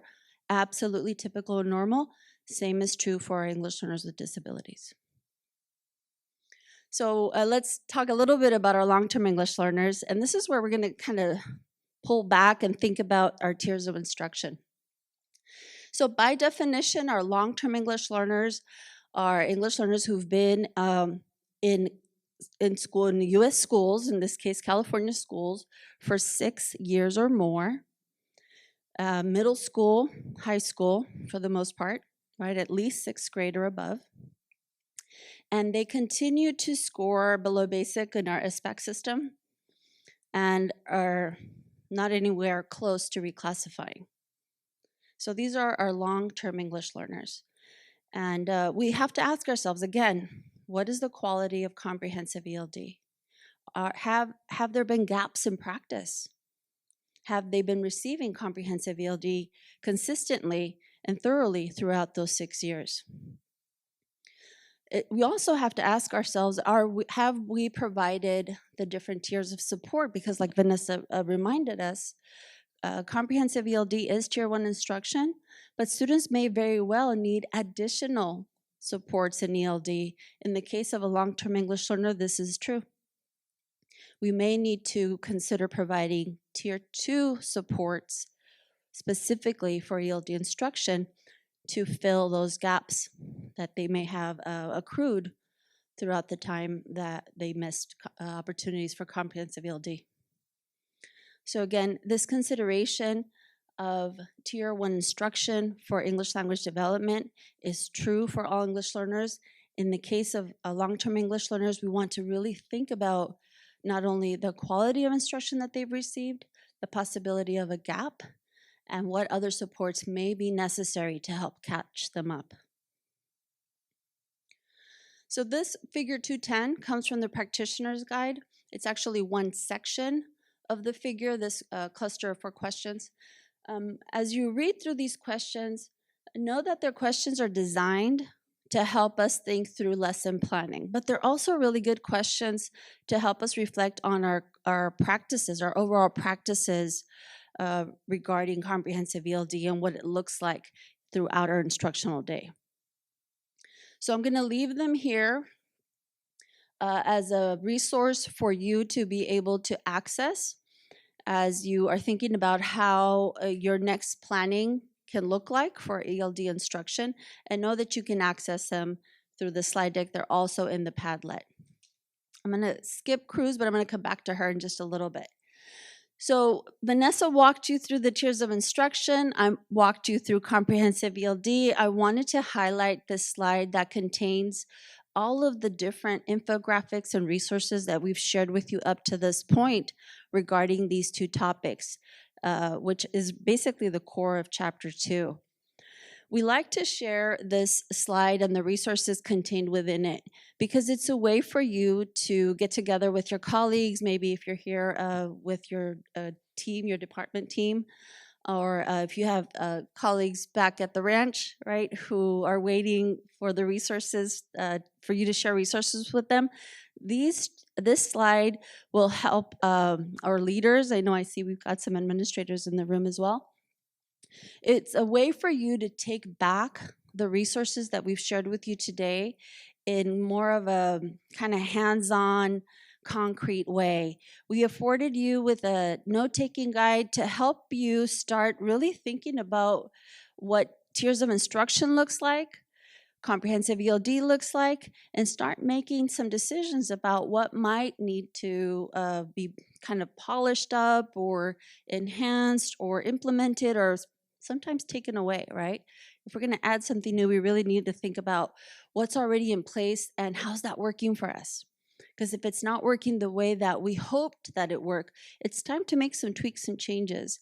And so the note-taking guide is a way for you to come together as a team and use the different resources that we've shared with you up to this point to help you make those decisions, to help you make whatever necessary changes need to be made so that we can ensure that our students are receiving quality instruction through the tiers of support and that comprehensive ELD being part of their core instruction is happening throughout the day effectively and consistently. So I'm going to come back to Cruz now. So every chapter has a student scenario. We're coming back to Cruz. It's not the same phase that we just read in the last part that Vanessa shared with us. So this is really taking a look at Cruz and really spending some time thinking about the different supports that are afforded to her as we starting to make the decision of whether or not we may need to refer her for additional services. So again, as we are closing this chapter, please know that the resources that we share with you are there for you to use depending on where you are in your respective scope of work, in your respective role, and thinking about what might you be able to implement to help enhance your current practices. What's my time? Where are we? Okay. So one final figure from the practitioner's guide.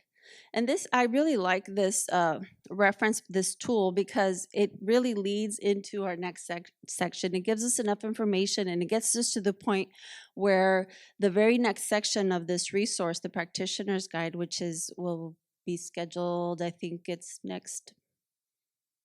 Can you give me the date for section 2? It's just a few weeks away. It's not, we didn't spread them up very long. So this particular figure, figure 2.13, gives us some steps, if you will, to be thinking about what is our current referral process, right? And it primes us, in my opinion, to help us think about once we have all of these pieces in place, our Tier 1 instruction, including comprehensive ELD, our Tier 2 supports, what do they look like? Who's being pushed into the Tier 2 support, and how are we ensuring that those supports are working, and are they coming back to Tier 1? And our Tier 3 supports, kiddos, are they getting that intensive support, and is it constant, and are we progress monitoring? Are those interventions working, and are they appropriate? So figure 2.3 really is, by definition, kind of the broad overview of the things you want to consider before we take that next step of referring a student for special ed assessment for possible, to receive possible services. So with that, folks, I know we've given you a lot, but hopefully we packaged it in such a way that when you come back to it, you'll be able to have some background knowledge on the content that we shared with you today and be able to access it. We've packaged it in such a way for yourself, for you to come together as teams and have dialogue. The note-taking guide, I encourage you to take a look at it because it has some guiding questions within those tables that you saw. And with that, I'm going to ask you to take just a couple of minutes and be thinking about what are some new learnings, what are some questions that are still lingering in your head that you would like to pose of us while we're still here together. And with that, I would like to thank you again for joining us. I'm looking at my team to see if they have any final words or thoughts for the group. If you haven't done so already, please visit us on our website. We have tons of resources. You really do. We shared tons of resources with you today, but wait till you visit our website. And we appreciate your feedback on what's there, what might be there that you appreciate, what might not be there that you would like to see. We would love to be able to provide you with the resources that you need to help you improve all of our systems for all of our learners, especially our English learners with disabilities. And with that, I'm going to hand it over to our Senior Director, Dr. Deborah Montoya, for some final words. Thank you, everyone. A huge thank you to Lupita, to Vanessa, to Christina for the session today. Lots of information. Their wealth and experience of knowledge has just come forward as it always does. On behalf of the Imperial County SELPA, the California Collaborative on Educational Excellence, CCEE, and the California Department of Education, we're very thankful for all of you attending both in person and statewide as we gather together in our collective commitment to improve outcomes for English learners with disabilities. We hope that you continue to engage with us via the Padlet, and of course, Check in with us. October 25th is session number 2, all things of that section. In addition, if you haven't, for our administrators in the group, we do have, it's about weekly or every 2 weeks that we have an administrator session, which is 1 hour, quick nuggets of information. And our next one is coming up this Wednesday. If you haven't seen that, check out our training modules flyer on our website. Feel free. As always, everything that we provide and produce is free to you in the field because, again, we hope to be collaborative partners with you and assist you in the field as we all work together to ensure our students are learning, growing all the time. So thank you so much. Have a wonderful afternoon. We'll continue to be on the chat box if you have any questions. Thanks so much. Thanks.